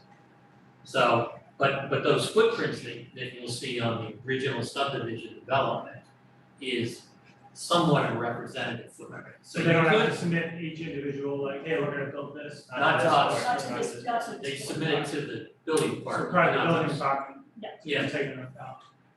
They should. I can't Right. speak for the building But department, there was. but nobody has to Somebody submit. missed something with my property, but something was approved, my plan to build, and then I paid out of my pocket to add 280 square feet of impervious pavers, because I couldn't have tracked that.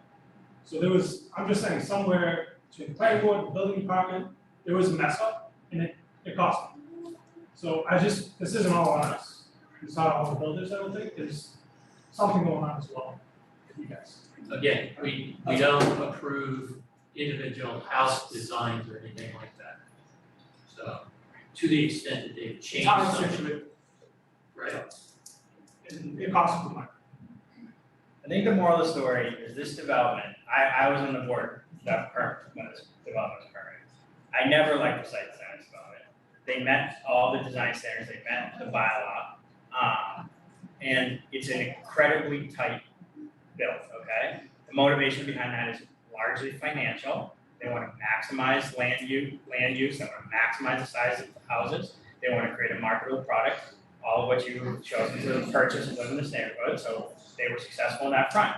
However, we have a certain set of stormwater standards which are largely based off of for environmental reasons. And this was engineered to almost go to the absolute maximum allowable point that would make it legally buildable. Are you following me right now? Yes, Mark. So with that being said, you're fairly limited as to, it's getting very tight. So, usually on maybe a big a estate home that has a lot of land, you can have 280 square feet added to your house, and it's immaterial to how that might affect the stormwater plan. In this case, the land is it's totally maxed out, and any small changes from the engineering calculations are gonna require some sort of mitigation. It's also gonna require, or force limitations on what you can potentially do to develop that. Otherwise, we now have a non-conforming development. I mean, could we have denied this project if they met the standards? No, probably not, because they're meeting the technical standards. Did they push it to the limit? Yes. Should your realtors and the builders communicated the potential limitations and hardships for you in terms of redevelopment of the property? Yes. Maybe they did. That's they did well, not. that's up for you folks to No, that's the to- disconnect. That's the There's a disconnect. huge disconnect there. They showed lots of pools, approved pools. Right, so, That's but fine. I'm just also trying to explain where we're No, coming no, from, no. and it's a, yes, I agree, there's, in any municipal government, state, federal government, there's any institution, there's gonna be some, communication challenges, but I don't think that there was in my opinion, that there was not necessarily a major oversight of staff. Some changes were made in the field, some modifications were made, sometimes a homeowner wants a change done to the house, maybe you wanted to add the square footage into the house and not the driveway, somebody can take it the other direction. But I'm So- saying I didn't. I understand. Where's I going with that? Well, I think you understand what Yeah, I'm I saying think, too. yeah, I think the disconnect is that we didn't even see the O&M plan until we were trying to close on the house. And at that point, it was way too late for us to back out and be like, oh, I didn't know that I couldn't put a shed in my backyard. We were already hundreds of thousands of dollars into upgrades, there's no way we could do that. So I don't know, it put everyone in this development in a tough position, getting that thrown on us. After most of the people already bought their house before they saw this O&M plan. And all this information. Could I just interrupt, could I hear from Lily Ritchie, please? You folks hear me okay? Yeah. Yes. Okay, so Just please identify your name and address, please. yep, this is Josh Ritchie at 2 Coldbrook Circle. Okay. My question's about the sewer system. So I keep hearing stormwater come up quite a bit. We did just have a big storm. The majority of the stormwater goes around all of the sewers in the neighborhood, goes all the way out to Ann Vinyl Road. I don't think that's how it's designed. Also, quite a few of the sewers are actually developing sinkholes. So I just wanted a reaction to that. So are we talking about stormwater drains or sewers? I mean, you're not talking about the septic system. Catch basins. Catch basins on the Catch street. basins, okay. Are these the catch basins on the street, Mr. Ritchie? Yes, the ones covered by a grate. Many of them are growing grass. Okay. None of them seem to have any water. Okay, we know what you're talking about now, thank you. We'll look at that when we. Well, I mean, they need to be cleaned. There's the catch basins need to be cleaned. And I believe that part of the drainage goes to the back, part of the drainage goes to the front basin. There's 2 basins in front, so some of the drainage should go to the back basin, some should go to the front basins. And so, Right, there's 2 front basins. and my question was more around the actual, we will become the HOA, right? At which point maintenance of those will be turned over to us. So today, as we would be inheriting them, we're inheriting a broken system. So the actual catch basins themselves are falling into below the surface of the street, to which I would really hope this group can make sure we don't inherit an HOA where that's approved. Because then we would be on the hook to fix that problem. I think I heard the developer say he had to raise the catch basins. He knew that was part of his responsibility. I would expect them to take care of that before we signed off on it. But see, If I could just comment. Yes. Yes, Mr. Sheridan. If there is a catch basin that is sinking, we haven't heard about it. We if have there- now. Well, that's fine. We'll take a look at it. The catch basins, there's nothing wrong with the catch basins. They've been designed they've been inspected, they've been approved. There's nothing wrong with them. They flow where they're supposed to flow. If they need to be cleaned, that's a different matter. They need to be cleaned. But you don't have a broken system there. I'm not sure what you're talking about. I think that they're concerned that the water is not being captured by the basins because they are dirty and full of grass. So I think that that's the implication, that they feel it's not operating properly. Once you clean them, we'll see how they work after that. Well, are the basins overflowing? No, you're circumventing the basins, I do believe Mr. Ritchie was implying. That they're overflowing? I'm trying to. No, they're going out. May I? Yes. Mr. Sharon stipulated that the basins would be cleaned when they were putting down the final coat. I am suggesting that the basins be cleaned within the next 10 days. If they're not functioning now. That they need to be cleaned and they need to be cleaned. Can't wait till you. We can't wait. We second that, and we like that done, Mr. Sharon, ASAP. Thank you. Well, I'd like to know whether they're functioning or they're not functioning. I mean, what we have here is somebody saying they don't function. Do they overflow? No. Wait a minute, Mr. Sharon, Yes, you're going to be sending me some money for the consulting engineer. correct. I suggest that I get him out there right now, after I get the money, and he goes and he does a site evaluation right now, so we all know what the condition out at the site is. Do you agree to that? No. You've already approved the construction of those basins, Karen. If they're dirty, we'll clean them. But you have to clean them before you put down the final coat. They need to be Fine. cleaned And now. that's fine. That's fine. Now. That's fine. Now, I still haven't heard anybody tell me that those catch basins are overflowing. They're not telling you that, Mr. Sharon. What they're telling you is that they are not capturing the water, probably because they are dirty and full of grass. Probably they need to be cleaned on the surface. I do believe Listen, that's the intent. if they were dirty and they couldn't take the water, they'd be overflowing. The basins don't. I believe that's what they said. The basins don't function entirely until the road is finished. They're sinking and dangerous, and we have a lot of small children in the neighborhood. Where are they sinking? I don't know where they're sinking. Yeah, let's say Mr. Sharon to commit to going out to the site to look at these basins, because Could the neighbor that just mentioned that tell me which basins are sinking so we can look?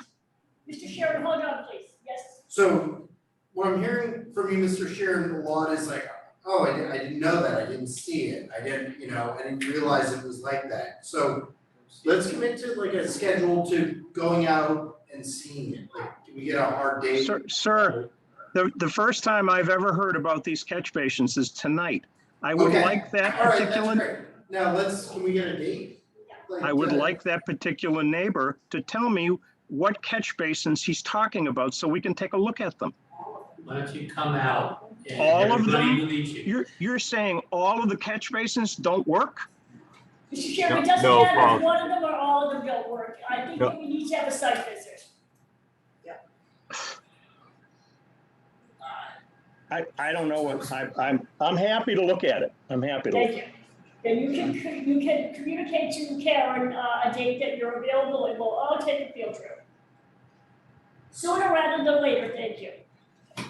I see some raised hands, the man waving, Sherry. The man with the. Mr. Banks, I'm unmuting you. Go ahead, just name and address. Name and address, please. Yeah, Harry Banks, 15 Carriage House Way. Aye. So I'm staying on topic here. I received a letter that Karen was referring to about impervious patio. Yes. So we put in a patio. I do believe that it is pervious in the way that the contractor built it. Now let's step back a little bit. Our basement flooded as soon as we moved in. So what we're all trying to do is not have our houses flooded and not make water issues worse. We have sinkholes, we have flooded basements. We are all trying to improve that. Okay, and I think we've all done things on our own dime to do that. So to say that because our house was allotted certain pervious amounts And that's just the house, by the way.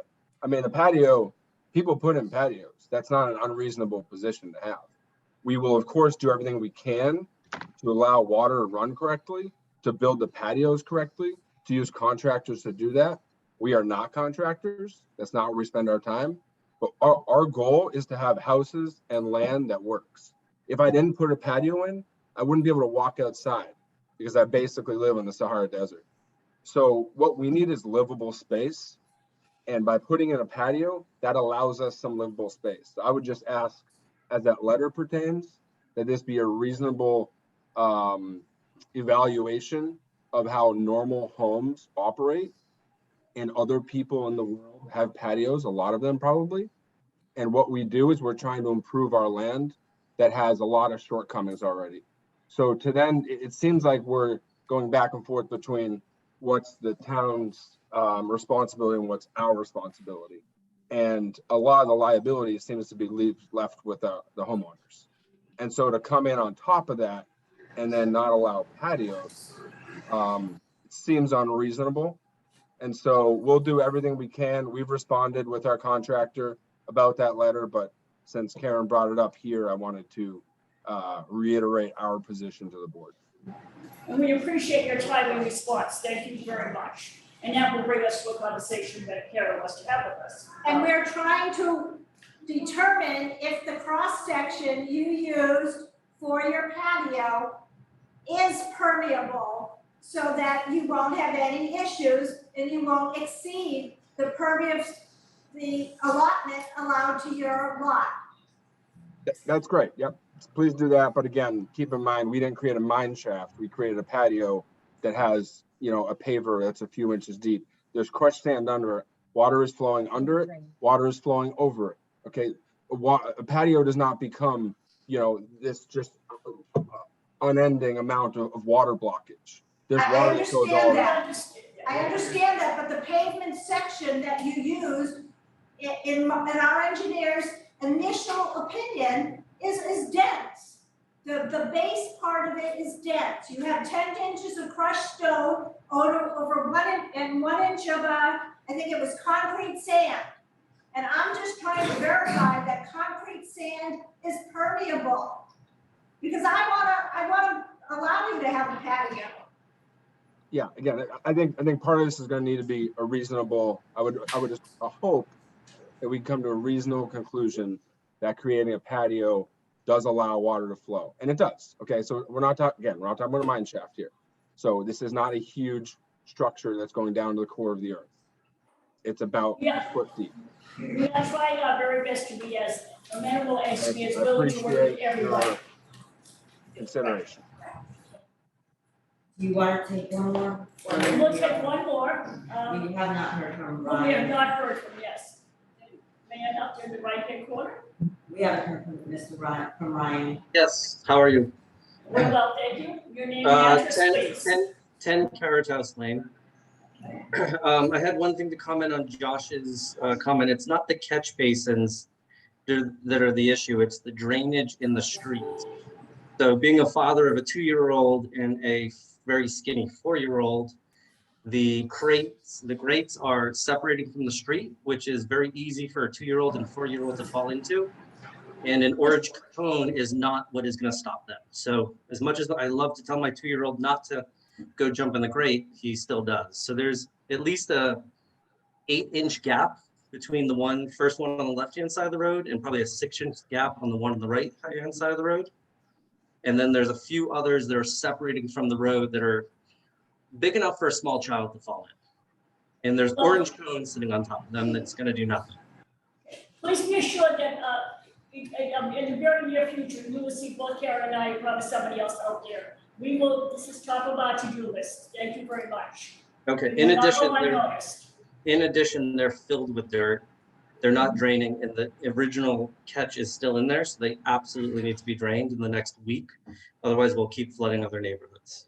I think we made that pretty clear, Mr. Sharon. Yeah, and just to be clear, that responsibility rests with the homeowners association, which right now apparently is completely Mr. Sharon. So that responsibility rests with him. Yes, and we want that done before we take it over. I don't, ask one clarification question? Sir, were you talking about the silt sacks that are in the catch basins? Are these bags still in the catch basins? 100%, there's bags in All right, most of the so- catch basins okay. and the water runs directly over them. And that's creating a 6 to 8 inch gap, which is gonna be a travesty when one of our children fall into it. So, Mr. Sharon, your silt sacks need to be cleaned. that's fine. That's Okay. fine, but I'd like to understand what this gentleman's talking about in terms of gaps that children can fall into. Yeah, if you walk down the street, it's very easy to see there's a gap between the granite piece and the grate. In some scenarios, they're small, they're 4 inches, but down at the beginning of the street, they're 6 to 8 inches. And We will check, we will look at that tomorrow. I mean, Mr. Chair, that's, all your other neighbors are also confirming that is the case, so. yeah, and there's orange in some of them, you'll see that. I'll have somebody look at it tomorrow. So my second question is, not that I want to speak for all of the neighbors, but we all both bought these houses wanting to build what we wanted to build. And it sounds like impervious land is quite an issue. For myself, I really don't care about a sidewalk system in this neighborhood, which sounds like that's going to take up a significant amount of impervious land. Is there a vote in the HOA that if all the neighbors agreed that we don't want a sidewalk system, that we could use that impervious land, quote unquote, that to do what we want to do in our houses, opposed to having a big sidewalk system in a very tiny neighborhood? Absolutely not, I'm afraid not, that is the fire department's decision, it's a public health and safety issue. Sorry. Cross will never be a public way, so you would pay for all your snow plowing and maintenance. Yeah. Everything. It's not guaranteed to No, be it's not public- guaranteed, but it could never public be. way anyways, right? Then definitely. So unfortunately, that's the answer to that, the fire department, police department overruled us on public safety. Well, as part of your subdivision standards, as part of your subdivision standards, they have sidewalks in subdivisions for the health, safety, and welfare of the inhabitants of the subdivisions. Okay. So where shall we go from here? Our next item, or No, I think Jerry wanted to talk. We'll have to do it Right, another another time. time. Okay, what do you want? So, I'm glad that everybody came, I hope that we've got to answer several most of your questions, you will see us out and about in the field, don't be too nervous. Come and talk to us. And is there anything else we can do for you this evening? we just tell, swimming pool. So we're gonna move on to our next item, which also is in this, something this here. And we have that, discussion. Aaron, Yes? I would like to reiterate that I'm happy to work with these folks. All they got to do is give me a call and we'll talk about it. Okay. Thank you, Mr. Sharon, we'll see you soon. Okay, We'll hear from you very soon, thank you. So next on our agenda is a discussion about the 5 Colebrook Circle, a stormwater permit swimming pool. The assessors map for the facilities, so would either like, the facilities like to approach the table? Identify your name and your address, and speak right into that microphone, please. Errol Fagoni, 5 Colebrook Circle. Jed Hand with Atlantic Coast Engineering. What can we do for you this evening? Okay. Good one, here.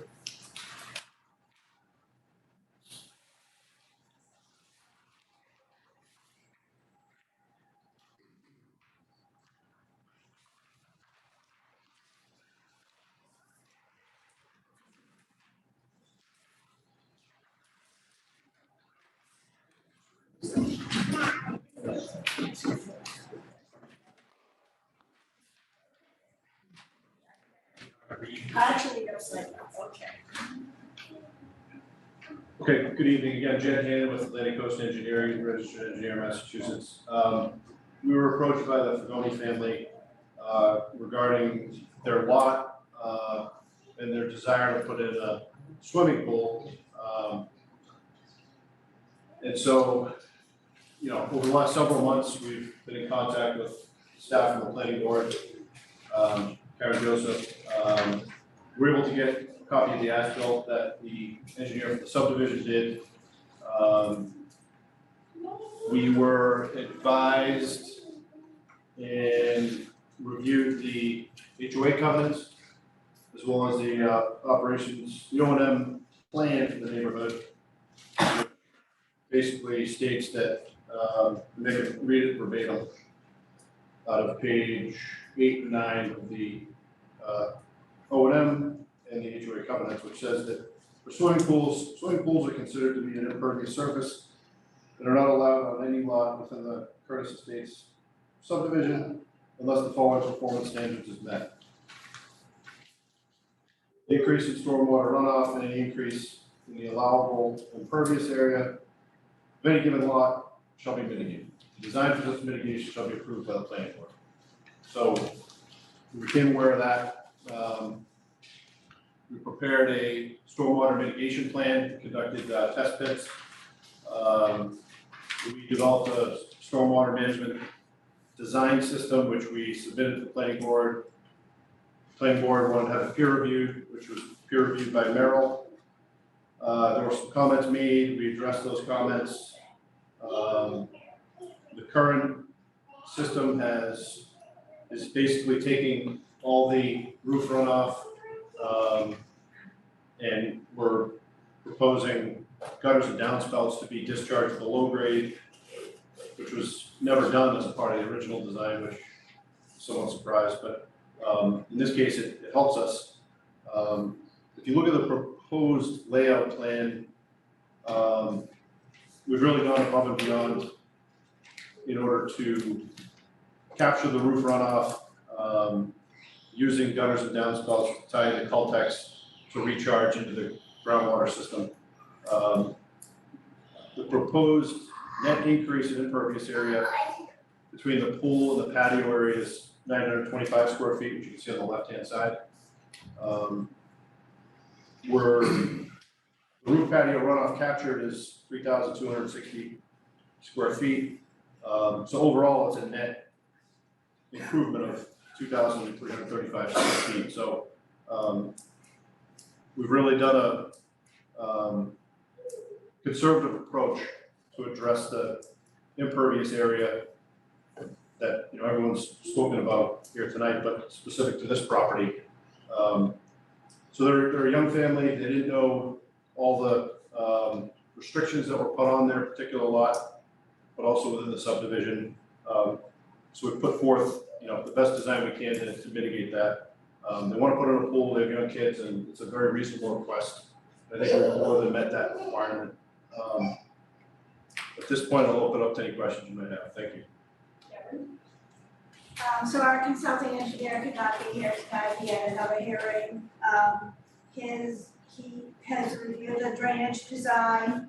They have a third subsurface infiltration system that has not been soil tested, and he recommends soil testing on that. But essentially, they are putting the roof gutters into chambers and infiltrating at this location, so that the rate and volume of runoff is mitigated.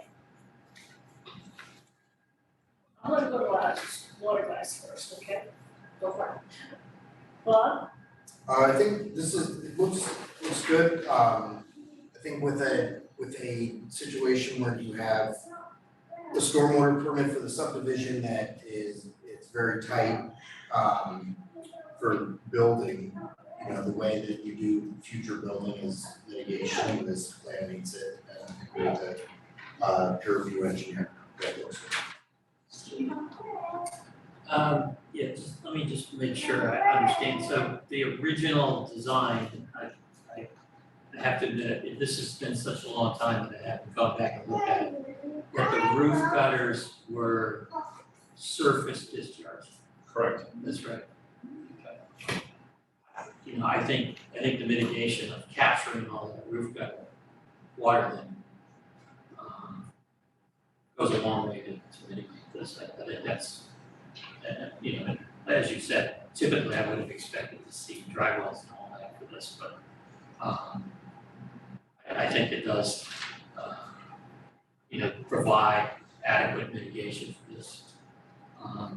And our peer reviews looked at it, and he's saying volume and velocities don't exceed what were there before. Right, but he is saying he wants soil testing done in the one last system. Which system is it? Is it number 3? So if I could just comment on that, please. Well, let me see if I could just answer the question. System 3. System 3. Okay. So, can I just comment on that, please? So we did conduct two test pits. You can see the soil test pit information on the right-hand side of the drawing. The second test pit was done, in my opinion, in pretty close proximity to where the third Caltech was added. The third Caltech, makes this system very conservative. The family's already spent thousands of dollars just in, getting to this point. So I think it's very reasonable for the planning board to consider that we accept the soils as they are. Both the test pits are fairly consistent in the types of soils. They're fairly pervious. I don't think we're gonna find anything much different back where that third location is. So again, I think this system is very conservatively designed and significantly mitigated the impervious concerns. Can you point out on the drawing where the test pits were? Sure. Picking it up. Sure. The first test pit, it's denoted as TP1. It's a small circle I see. out in front, by the circle, by the cul-de-sac, if you will. TP2 is right out by Caltech number 2, which, if you're looking at the front elevation of the house, it's on the back right-hand side of the property. And how much goes into the proposed system number 3? What dumps in there? That would be the runoff from the deck and some of the subsurface from the patio area. So just this swale below the patio? Yeah, it's not a significant amount. The bulk of it goes to TP, Caltech 1 and Caltech 2. Yeah, so all the roof drains go in 1 and 2. Correct. None of the roof drains go into 3. Just the, Just that's the right. patio swale. Okay. Yeah, I'm sort of inclined. I think that once you get into construction, you should get there. You should still look at it. I think we could make that a condition. Well, we don't do it on any other project. Yeah, but I think it feels to me like we've got pretty significant mitigation here. If we're taking all the roof drains and discharging all this to groundwater.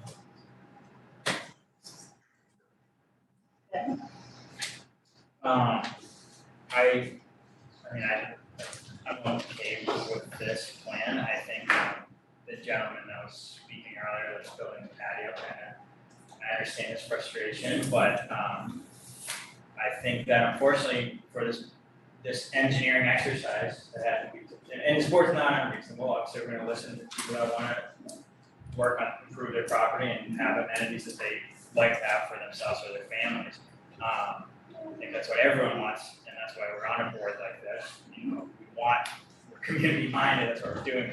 But I think we're going to need to basically repeat this exercise, this engineering exercise for almost every project that comes in. And I think that as far as this particular project goes, I'm okay with it. The work has been done. We have people that are much smarter than me saying that it looks good, so that's fine with me. I think the other thing we need to consider as a board is also potentially an engineer's statement that it won't materially affect the subdivision stormwater plan, because that's an important thing to consider as well. But I think that in this case, it seems like it would be fine.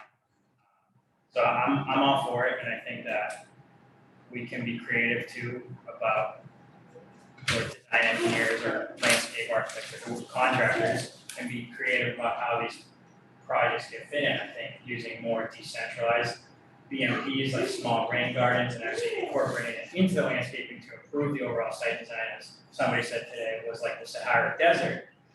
We can kind of kill two birds with one stone and deal with improving doing these small stormwater mitigations as well as improving the landscaping for the residents. So that's my diatribe. Yeah. I know this has been very difficult for you. And I don't have a problem with it.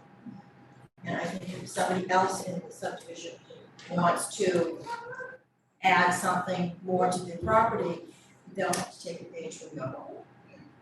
Because it's very tight. It's overbuilt, but we've been down that road and we're not gonna go down it again. I'm all for it. And Mr. Chair, I will tell you that this is a difficult decision to make because of where you live. And I feel badly that all of your restrictions are not given to you. And as you know, we never saw any of that marketing stuff that was brought to us. I'll take it from two landscape people here that when they talk about BMPs in water gardens or rain gardens, not to just get hung up on lawns, really start thinking about green and the best ways to use the property that you have in this drought that we're in, which we know is going to continue. I personally am not in favor of giant golf course lawns anymore, and you've done the work, and I will have to support this project.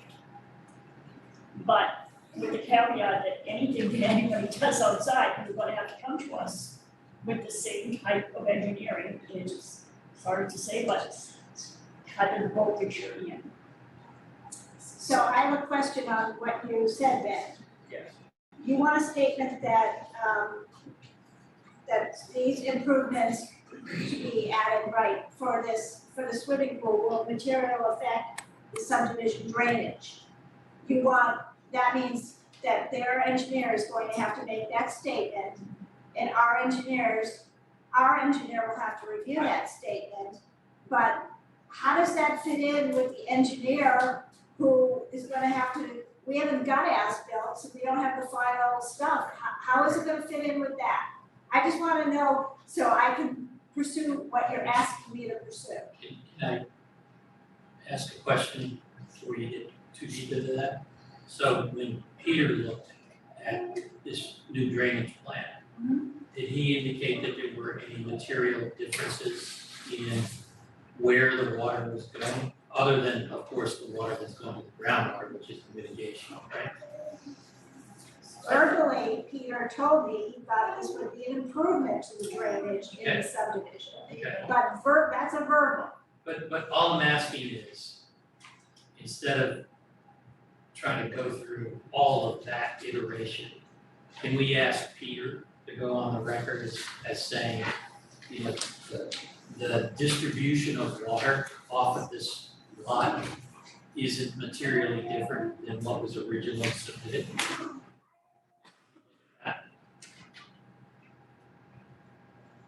I do think it's gonna take some doing for our, It's you gonna know, cost me professional money. engineers to say that. The reason is not to cost anybody money. No, I get it, I'm I'm trying to address the same question, but a different way, because Peter's looked at this already. And as Karen said, he's at least verbally said he thinks it's gonna improve things. I do too, because with no surface runoff from all of the roof, this feels to me like it's gonna be a much better design. Even with the addition of the impervious area below, but I think what you're getting at is, did we materially change the distribution so it's gonna affect a lot next to it and a lot next to that from a stormwater design point of view? Can I just comment on that, please? Sure. So, the net impervious is decreased by 2,335 square feet. So that portion of runoff, whether you're looking at the, you know, the different storm events, you know, the 2-year, 5-year, 10-year, 100-year, whatever it may be, all that runoff is being discharged subsurface. I get it, and I completely get it. 4 feet below grade, so, that runoff, which was then being, overland flow shed either onto the property or out into the properties in the cul-de-sac, is now being recharged below grade, so. I get it, that's why I think. And that was part of the peer review process. No, I get that. I think that's why we're in pretty good shape here. Okay. I think the question Ben's raising is, with the redistribution of what's pervious versus impervious, did it change the direction of flow from what was originally designed? Because originally what was designed were all these lots were designed for common stormwater management system. Right? So if, for instance, and I'm not saying this is the case, but if, for instance, you doubled the flow to the back of a lot, even though you decrease the flow to these other two, does that impact the larger stormwater management system? I suspect not, right? Just based on what I see here, but it would feel to me that I would sort of trust the opinion of our professional engineer as well, so. Yeah, I think the point you're trying to make is, we had two engineers didn't bring that question up. They didn't see it to be an issue. And then we have somebody who's also saying that the two engineers who are smarter than them did not come up with that as a potential issue. Because you're gonna ask that question, it potentially is gonna cost me more money. I don't know why that should happen. The two engineers, they never found that to be an issue. I did ask that question to the Yeah. engineer. I did ask Right, that. that's what I'm saying, so it seems like. So, but, you know. So that's what the peer review, the engineering peer review is, the statement of, like, what are the changes that are being made? So the peer review itself, I think, satisfies the question, because in the review, part of what he's supposed to be doing is talking about potential changes. So I think the document itself is I think it's a reasonable question to ask, because we run into it all the time. Yeah. And I think Peter could give us a reasonable answer. I don't think we need to do any more necessary engineering. Yeah, I think, to Karen, because Karen was asking me, because we're in the absence of final as-bills here. So the way that I think, in my opinion, this could work is, I don't need the formal engineer's statement at this juncture for a project that doesn't even have full final as-bills on it. I think if the flavor of what the engineer is saying is that it will not be a material change to the overall stormwater system, that's fine in this case. I think in the future, when these projects come in and the final as-bills are submitted and everything's online and the HOA is taking over, maybe the builder's gone, there's no site contractor or anything like that, I think that we should have an engineer's statement, because the way this is gonna happen, I mean, this is hypothetical, right, this never happened, but what is like Sherwin-Williams logo, like, cover the world? We could eventually, with these little small projects, we could cover the whole, we could pave the whole thing, right? And we could keep adding little stormwater treatment cells to deal with those things. But eventually, that might cause enough land disturbance to materially affect the holistic stormwater system.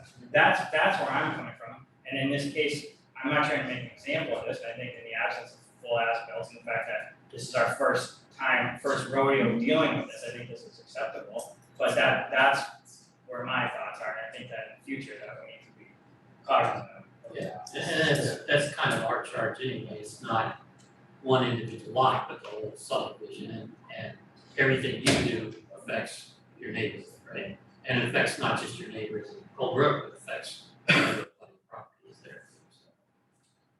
So in every project, we learn something, and we learn something in this project from here. Thank you, right? So that's another thing that we can work with. So now, do you need a motion or what do we need? First, we talked over. I do not have a motion drafted up tonight. Basically, if you just take an informal vote that you want a stormwater permit issued for a pool for this lot, that's the motion I think that's suitable for tonight, then I will work on drafting a stormwater permit for this lot. I have until September 9th to file that stormwater permit. Yeah, can you look at that, Nick? What she said. So what what we're voting for is we are asking, and I'm gonna ask for a vote that we issue stormwater permit for 5 Colbert Circle, for, the installation of a pool. In accordance with the drawings submitted. In accordance with the drawings submitted. Do I have a second? Second. All in favor? Aye. No, Thank you. thank you. Thank you. Thank you.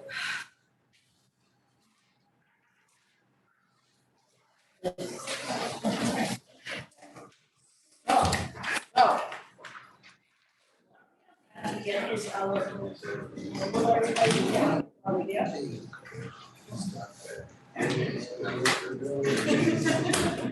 thank you, sir. Thank you. So Ian, would you like to do our, or this is correspondence? All right. No, we want. I'm sure. Thanks for your time, appreciate it, I missed that. Do you have any minutes? Yes, I do that. Sure. Thank you. Right. Just surface water. I move to approve the meeting minutes for July 28th, 2022. Second. All in favor? Aye. Aye. Okay, that's that. And then for accounting, Spending money. I move to approve the requisition of $1,110 to Chesia Consulting for peer review services for residential compound Countryway for $1,500 for Chesia Consulting for peer review services for 7 Driftway, for $2,315.66 to Horsley Witten for peer review services and for Seaside and Situate, for $1,750 to Horsley Witten for peer review services for 14 to 16 Old Country Way, for $2,410 to Horsley Witten for peer review services for 109 Elm Street, Lot 1 and 2, $450 to Horsley Witten for peer review services for the Inley School, for $400 to Horsley Witten for peer review services for 48 to 46 Holland Street. Favor? Aye. Do we have any liaison reports this week? Okay, CPC. Spending tons of money. Well, they put out the windows because it was sort of apples and oranges for the Wheel Park. They were pursuing, I think the selectmen approved the ball field. There was, CPC approved the ball field, CPC approved work on the Ellis property.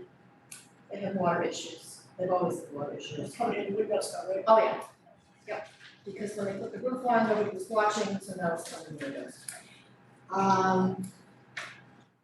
$200,000 to finish off the Damon property and the Crosby, whatever, for finishing the roads, picnic benches, because everything is just so incredibly expensive.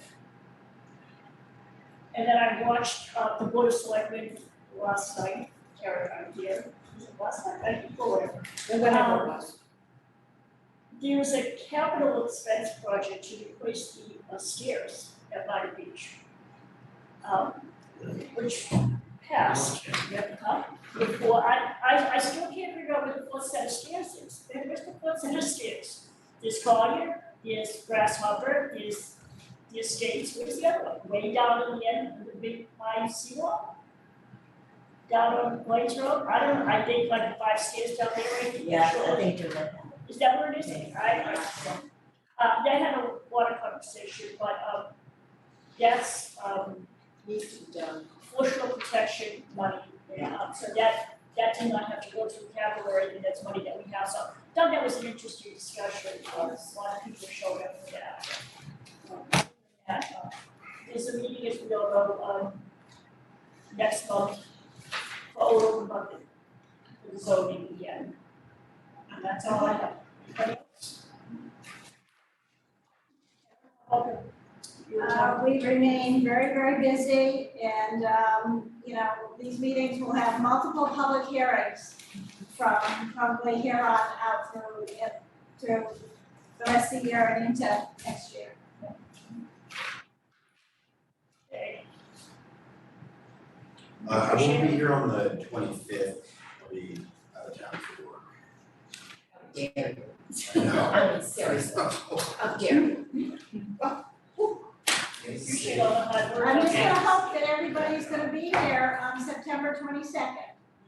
Everybody has to make a concerted effort for that, yes. We have two September 22nd. we have two big public hearings opening that night. This is when? September 22nd. Okay. It may be immediately continued, but I'm We just need saying, here. we have two big public hearings that are gonna, we have to open public special permits within 65 days and, you know, we're pushing it. Okay.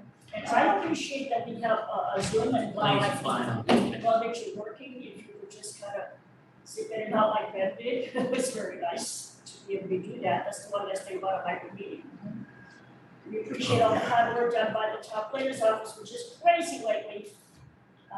With that, I have a motion to adjourn. So. In favor? Aye. Thank you.